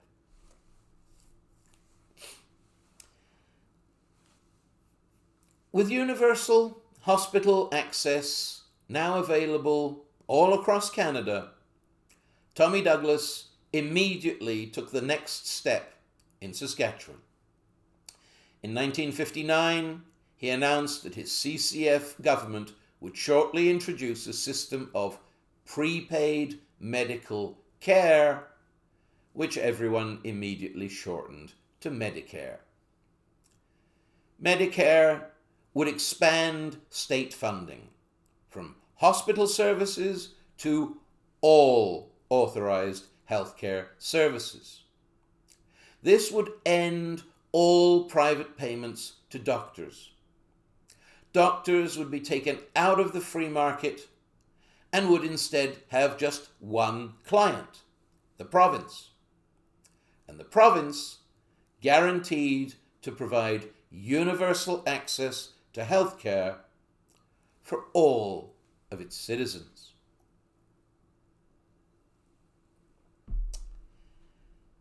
The only problem was that most doctors were not in the least bit keen on the idea.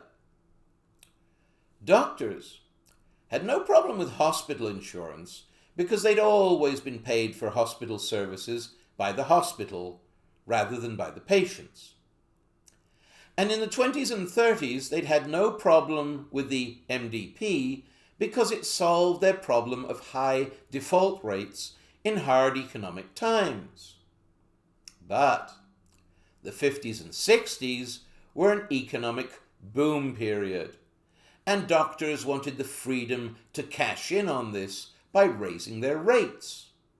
But they couldn't do that if the government became their only client and assumed the position of a monopsonist, because then the government would set doctors' rates. Medicare became the central issue of the 1960 Saskatchewan provincial election. The doctors, led by the Saskatchewan Medical Association, spoke out strongly against it. They were supported by a right-wing coalition which included local businesses, led by the Saskatchewan Chamber of Commerce, the Liberal and Conservative parties, and even the Catholic Church.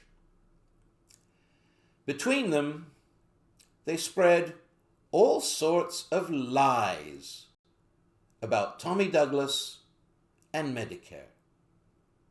They called him a communist, even though he was one of the first Canadian politicians to denounce Stalin.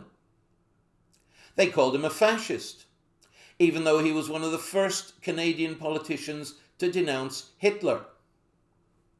The church called him unchristian, even though he was a Baptist minister. The doctors claimed that Medicare would eliminate doctor-patient confidentiality and make everyone's health records public, even though this was never remotely an option.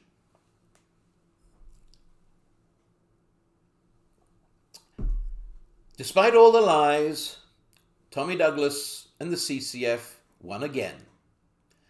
And in 1961, they implemented the Saskatchewan Medical Insurance Act, which put Medicare into practice. That same year, the CCF formed an alliance with the trade unions of the Canadian Labour Congress and finally turned itself into a federal party, the New Democratic Party, or NDP.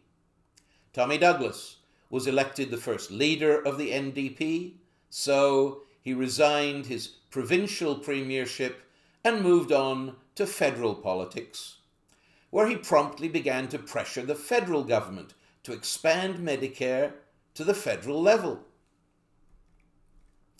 But, meanwhile, back in Saskatchewan, implementing the new act did not prove easy at first. The act went into effect on the 1st of January 1962, and it promptly triggered the first doctors' strike in Canadian history. Almost all of Saskatchewan's doctors suspended all but emergency services. And at first it looked as though Medicare might die stillborn. But public support for the doctors declined very swiftly. And after just 3 weeks, the strike collapsed, and the doctors reached an agreement with the province. The doctors accepted Medicare, and in return, the province conceded that doctors had the right to opt out of Medicare and continue to bill patients privately. However, when some doctors tried to do that, they very quickly found out that almost nobody would go to a doctor who billed privately when they could go to another doctor and get their bills paid for by the state. By 1967, over 95% of Saskatchewan's doctors were paid exclusively through Medicare. Medicare had been established in Saskatchewan, the first Canadian province to do so. Meanwhile, back in Ottawa, Tommy Douglas and the NDP put pressure onto the federal government to enact a general overhaul of Canada's healthcare system, and in particular, Canada's healthcare insurance system. The government did what it always does when it's being pressured to do something. It established a royal commission to look into the matter. In 1964, the commission delivered its report, called the Hall Report, after the leader of the commission. The Hall Report stated that even though private healthcare insurance had existed in Canada for over 25 years, less than half of Canadians had such insurance, and moreover, that much of the coverage provided by this private insurance was, quote, wholly inadequate, unquote. The report came down firmly on the side of public healthcare insurance over private healthcare insurance. Shortly after the report's publication, Liberal Prime Minister Lester B. Pearson announced his intention to introduce a cost-sharing program through which the federal government would pay half the costs of any provincial Medicare program which met the criteria of universal access.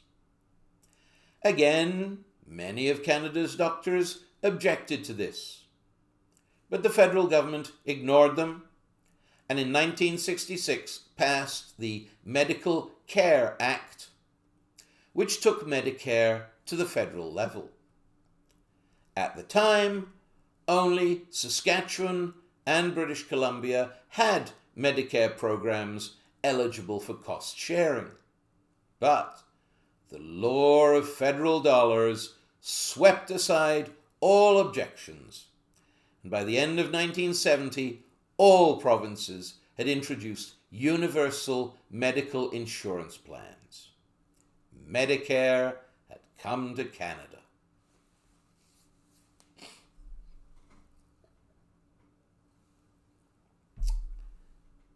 Medicare was introduced over the objections of most doctors. But once introduced, it swiftly gained their widespread support. Partly this was because doctors realized, after the failure of the 1962 strike, that Medicare was coming whether they liked it or not. But mostly, it was because their fears that the federal government would use Medicare to lower their fees quickly proved unfounded. On the contrary, the government continued its traditional generosity to doctors by allowing their fees to rise substantially through the late 60s and early 70s, so that by the mid-70s, doctors' income was about 5.5 times the national average income. This despite the fact that the number of doctors also increased by 50% from 1968 to 1978, the largest single-decade expansion in Canadian history. This period, the late 60s to early 70s, saw the biggest ever expansion in government spending on healthcare. Doctors proclaimed that they had fully justified their high status and incomes because they dramatically improved health standards. Through the 20th century, rates of death and disease fell and life expectancy rose. New drugs, antibiotics, and surgical techniques were developed which saved countless lives and brought killer diseases under control. Doctors said that it was thanks to the medical profession that in the 20th century the Western world came to enjoy the highest standards of health in world history. And in the early 20th century, nobody questioned this heroic role that doctors had assigned themselves. But in the 1970s, researchers like Ivan Illich began to challenge the doctors. Illich noted that germ theory was only generally accepted in the late 19th century, and antibiotics like penicillin were only developed in the 1920s and only became widely available in the 1950s. But rates of serious disease and mortality began to decline in the mid-19th century, before any of these medical advances. By the time antibiotics became widely available, most of the killer diseases, like tuberculosis, were already under control. Studies showed that nearly 90% of the decline in mortality rates between the 1860s and 1960s took place before the general introduction of antibiotics. In short, it was not the doctors with their cuts and chemicals, their surgery and pharmaceuticals, that were responsible for most of the improvement in Western health standards, but rather improvements in living standards, especially standards of nutrition and sanitation.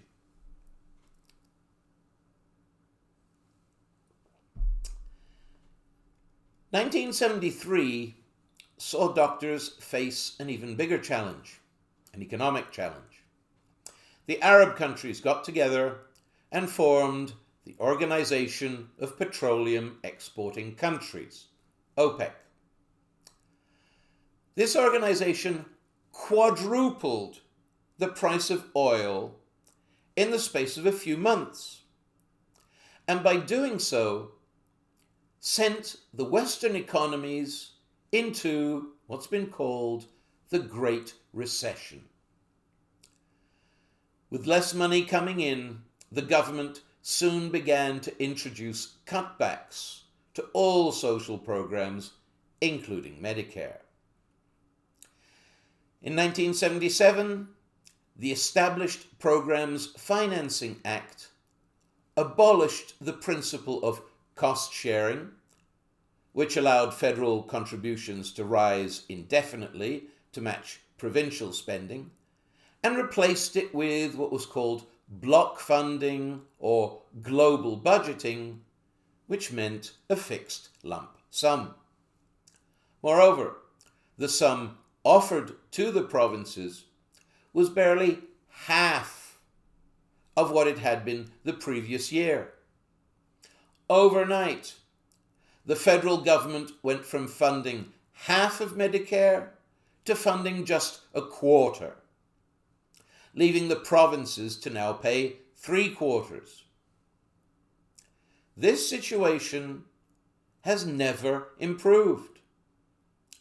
In 2022, the federal government contributed about $50 billion to healthcare, which covered just 22% of total Medicare costs. This is why Medicare has grown into the largest item on all provincial budgets. By 2011, on average, it took up 42% of provincial spending. To pay for this extra expense, the 1977 Act allowed the provinces to raise taxes and introduce user fees on non-essential services such as private rooms, TV, and so on. Some provinces also attempted to strike a deal with doctors, whereby they accepted lower fees in exchange for the right to extra bill patients directly. By 1980, in provinces like Ontario and Alberta, over a third of patients were being extra billed. But then the federal government decided that extra billing was contrary to the basic principles of Medicare. In 1984, the federal government passed the Canada Health Act. This provides the primary legal basis for healthcare in Canada to this day. It effectively eliminated extra billing by imposing financial penalties on any provinces which allowed it.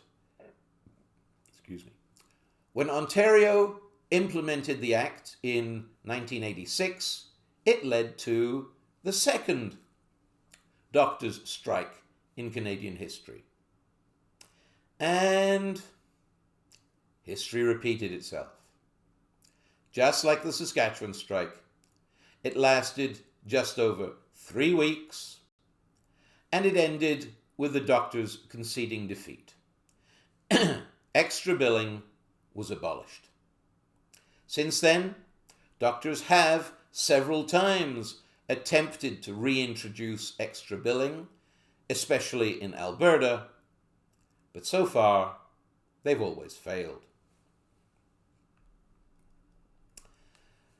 Once the doctors were defeated, Brian Mulroney's Conservative government restricted growth in federal spending on healthcare in 1986, restricted it further in 1989, then imposed a straight freeze in 1990. Altogether, Mulroney cut over $30 billion from the healthcare budget between 1984 and 1992.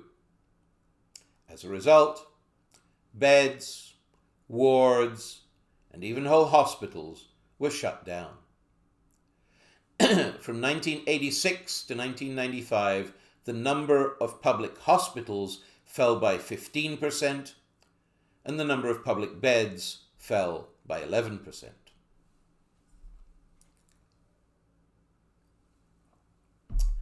When Jean Chrétien's Liberals took over in 1993, they changed things, but not in a more liberal direction. Rather, they invented a whole new way to introduce yet more cutbacks. In 1995, they put together federal transfer payments for health, education, and welfare into a single lump sum called the Canada Health and Social Transfer, or CHST. This not only allowed them to significantly lower the total amount, but it forced provincial politicians to choose where the cuts actually fell, so they took the flak from the voters. Naturally, provincial politicians were not happy about this. They protested, and in 2003, the CHST was broken back up into separate health, education, and welfare funding, and federal healthcare funding now comes through the Canada Health Transfer, or CHT. The Liberals' cutbacks led to more closures of beds, wards, and hospitals, such as the Plains Hospital in Regina, which closed in 1998. It also led to staff shortages, the de-insuring of many medical services from Medicare funding, and most notoriously, to lengthening waiting lists. For example, in Saskatchewan by the early 2000s, the wait list time for many elective surgeries was over a year. But the most serious problem was that a lack of beds and staff meant that hospitals started turning away emergency patients. People began to die in ambulances going from hospital to hospital. This happened all across Canada, including Saskatchewan. In 1999, patients died in North Battleford, Yorkton, and Prince Albert because no hospital would take them in. This problem has never gone away. On the contrary, the coming of COVID led to emergency rooms across the country being overwhelmed by patients. Due to the shortage of beds, it has become common to see patients left in chairs in the corridor or even lying on the floor. A study in Nova Scotia found that in 2022, about 43,000 people left emergency rooms without seeing care, and that over the previous 6 years, nearly 3,000 people died in emergency rooms, most while waiting to see a physician. Still others could not even get an ambulance to take them to the hospital. Similarly, in Ontario, in 2021 to 22, close to 1,500 people died while waiting for surgery. However, when the economy improved in the late 90s, provincial politicians began to demand more money from Ottawa, especially at premiers' summits. In 1997, the federal government promised an extra $1.5 billion for healthcare, thereby turning the corner on nearly a quarter century of healthcare cutbacks. Further increases were announced in 1999 and 2000, so that by the time it was broken up in 2003, the CHST was almost $20 billion.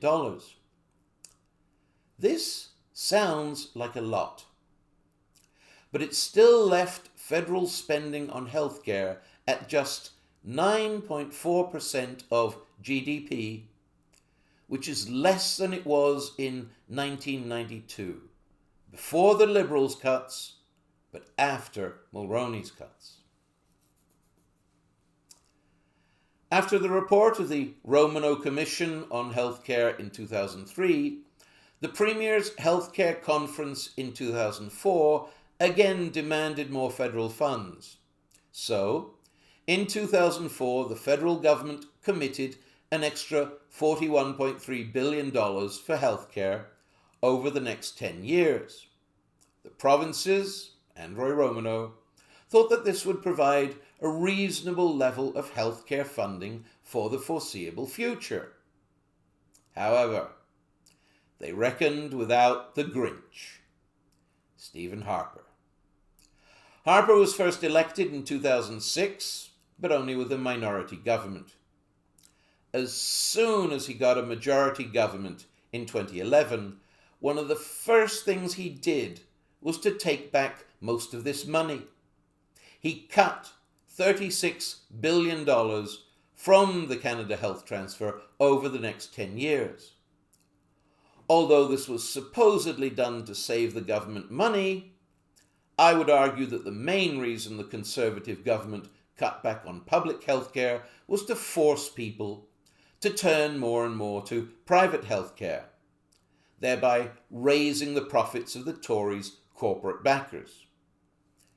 I shall have more to say about privatisation in subsequent talks. As soon as Harper's Conservatives were replaced in power by Justin Trudeau's Liberals, the premiers renewed their demands for more federal healthcare money. In response to these demands, in February 2023, Trudeau announced an increase of $46 billion in the CHT over the next 10 years. This would see the CHT rise from its current $45 billion per annum to $60 billion by 2028 and $72 billion by 2033. Another $25 billion has been set aside for bilateral deals, but these must be spent on specific areas determined by the federal government. While the premiers, of course, still wanted more, this is at least a step in the right direction, replacing the money that Harper took away.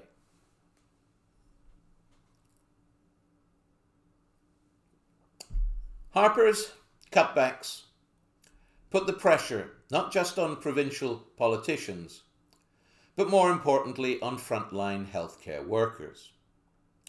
Doctors and nurses were constantly being told to do more with less, as if that wasn't self-contradictory. They were expected to treat more patients in less time. The inevitable result was rising levels of physical and mental exhaustion, which adversely affected both their health and their job performance. This, in turn, adversely affected the health of the general public. Doctors were in a better position than nurses here. Although doctors have had to work harder in recent years and are reporting increasing amounts of stress, still, their incomes have remained high. Today, about half of Canada's doctors are GPs, or general practitioners, and half are specialists. In 2012, GPs earned an average of about $180,000 a year, or just under 4 times the national average, while specialists could earn double that, over $350,000 or over 7 times the national average. Doctors remain a respected status group, but nurses, much less so. And so it is nurses who have taken most of the pressure from politicians and from hospital administrators. As a result, nursing in Canada today could even be described as an occupation in crisis. I shall have more to say on nursing in a subsequent talk.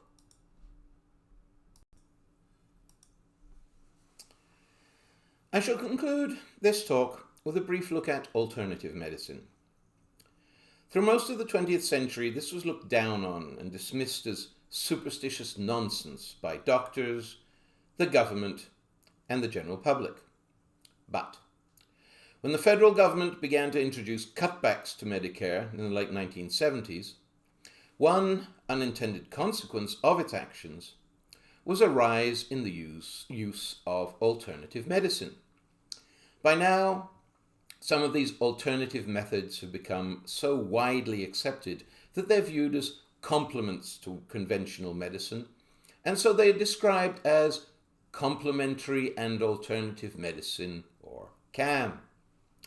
From almost nothing in the early 70s, CAM has grown to where today about 3/4 of Canadians have tried it, and about 1 in 5 use it regularly. These numbers tell us that we're not just talking about a handful of health nuts. Rather, studies tell us that most people only turn to CAM after conventional medicine has failed them. This is why the growth in CAM does not imply a rejection of conventional medicine. People use conventional medicine as long as it works. But when cutbacks cause standards to decline and wait lists to lengthen, people often try something else. There are many different types of CAM and many different ways of categorizing them. I would argue that the simplest way of categorizing them is into those that work and those that don't work. In Canada, apart from prayer, which I would argue is part of religion rather than medicine, there are only 3 types of CAM that are widely used because they work. They are herbalism, midwifery, and chiropractic or massage. Apart from them, there is a wide variety of things that do not work and are used by only small numbers of people. This includes things like pyramidology, negative ionizers, and psychic surgery. These either have no evidence or have been disproven as frauds. For example, psychic surgeons claim to be able to perform surgery and remove tumors without cutting the patient open.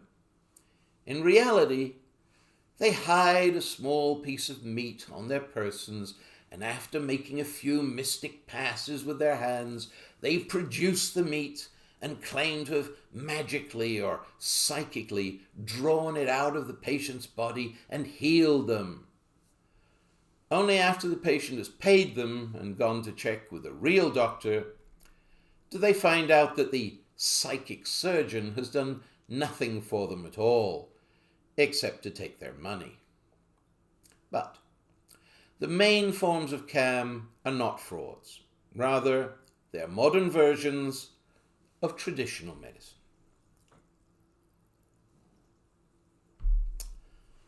Herbalism, also termed homeopathy or naturopathy, is, as we've seen, the oldest of all medical traditions. The chemotherapy revolution of the early 20th century appeared at first to have rendered herbal medicine obsolete. But then the world learned that because chemical drugs are more powerful, they can bring great benefits, but they can also bring terrible side effects, such as the birth defects caused in the 1950s by thalidomide. People gradually became aware that herbal medicine may be slower and less potent than chemical drugs, but it's generally a lot safer. In Canada, the first naturopathic college opened in Toronto in 1978. The 1990s in particular saw a major expansion in the use of herbal medicines such as echinacea and St. John's wort.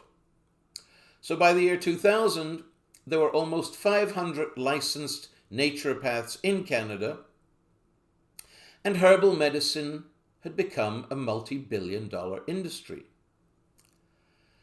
The only problem with that, I would argue, is that herbalism ain't as herbal as it used to be.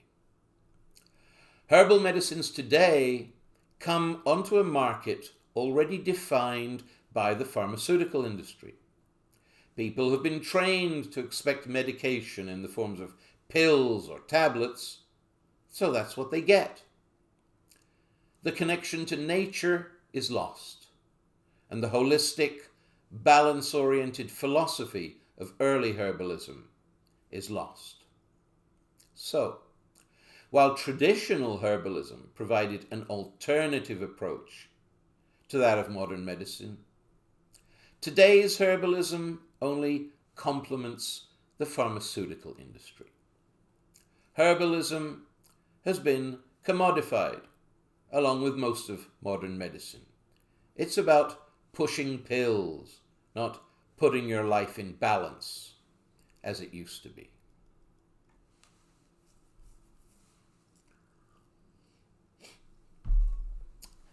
Midwifery is also, of course, an ancient tradition, far older than male medicine. Prior to the 20th century, most children in Canada were birthed by midwives, and globally, to this day, most children are birthed by midwives. In Canada, doctors tried to have midwifery made illegal in the late 19th century, but this was unenforceable, especially in rural areas that had no doctors. Besides, many people preferred midwives to doctors. This only changed with the chemotherapy revolution of the 1920s and the building of modern hospitals from the 20s to the 50s. By the 60s, midwifery had almost, although not entirely, vanished in Canada. But then came the Medicare cutbacks of the 70s and 80s. And ever since then, midwifery has enjoyed a slow but steady growth. Today, there are 3 types of midwife in Canada. The oldest type is called the community midwife, neighbor midwife, granny midwife, or lay midwife. These are women with no formal qualifications who just learned midwifery from relatives and practice. This traditional form is the most controversial form of midwife. It is illegal, but attempts to prosecute such women have almost always failed, mostly because their clients are generally very satisfied with their work and refuse to testify against them. The second type consists of conventional registered nurses who have taken midwifery certificates. They are called nurse midwives. They report to doctors, they're part of the regular healthcare system, and so they are the least controversial type of midwife. The third type consists of registered midwives who have formal midwife qualifications but work independently of doctors.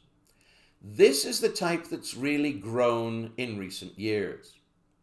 In 1991, Ontario legalized this form of midwife, and in 1993, Ontario offered the first four-year college degree in midwifery. Since then, all other provinces have legalized it, with Saskatchewan doing so in 1999 and granting it coverage under Medicare in 2008. As of 2010, Canada had about 850 such midwives, with Ontario having about half of them. Despite this growth, midwives were still attending less than 5% of all Canadian births. Partly, this is because midwives only work about 40 cases a year, which is a lot less than OBGYNs, because they spend a lot more time with mothers both before and after birth. From the point of view of the healthcare system, the main attraction of these midwives is that they work a lot cheaper than OBGYNs. From the point of view of mothers, their main attraction is that they offer a different approach to pregnancy and birth from doctors.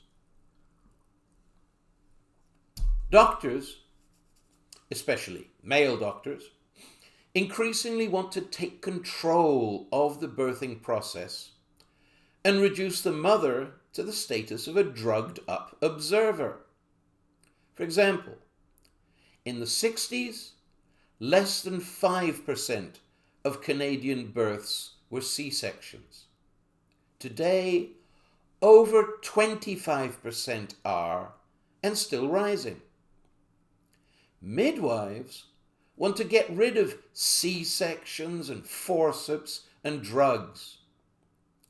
They argue that pregnancy is a natural part of a woman's life. It is not a disease and should not be treated as one. The mother should be in charge of the birthing process. The midwife's job is just to help her. Of course, if any serious complications arise, the midwife has had scientific training and will be able to help or take the woman to hospital if absolutely necessary. But because midwives spend more time with pregnant women, they usually see any complications coming well in advance. Overall, in terms of the health of mother and child, midwives have at least as good a record as doctors, and in some ways a better one, for example by eliminating unnecessary surgeries. But midwives continue to attract opposition from some doctors, especially OBGYNs, whose jobs are, to some extent, threatened by them. And this is the other reason that the growth of midwifery in Canada has been somewhat limited. Certainly there is the potential for it to grow much more. The 21st century has also seen the introduction of assistant midwives, or birth coaches, called doulas.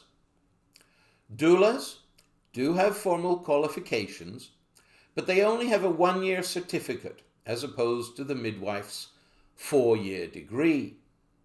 This means that they cannot prescribe medications or provide medical treatment. They can only provide emotional support, rub the patient's back, hold her hand, and so on. Doulas now operate nationally all across Canada. They cost between $500 and $1,500 per delivery, and this is not covered by Medicare, which means that, so far, they're a luxury.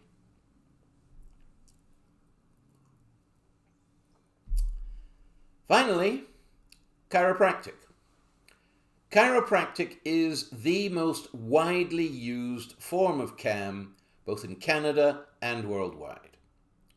Just over 10% of Canadians use chiropractic annually, primarily to relieve back pain.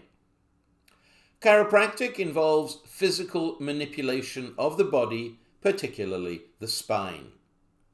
It evolved from the ancient tradition of massage, which is also still widely used. It is related to Oriental techniques such as acupuncture, acupressure, and shiatsu. It was developed in its modern form in the US in the late 19th century alongside osteopathy, which manipulates the bones in general, not just the spine. In Canada, the first chiropractic college was established in 1945, offering a 4-year degree.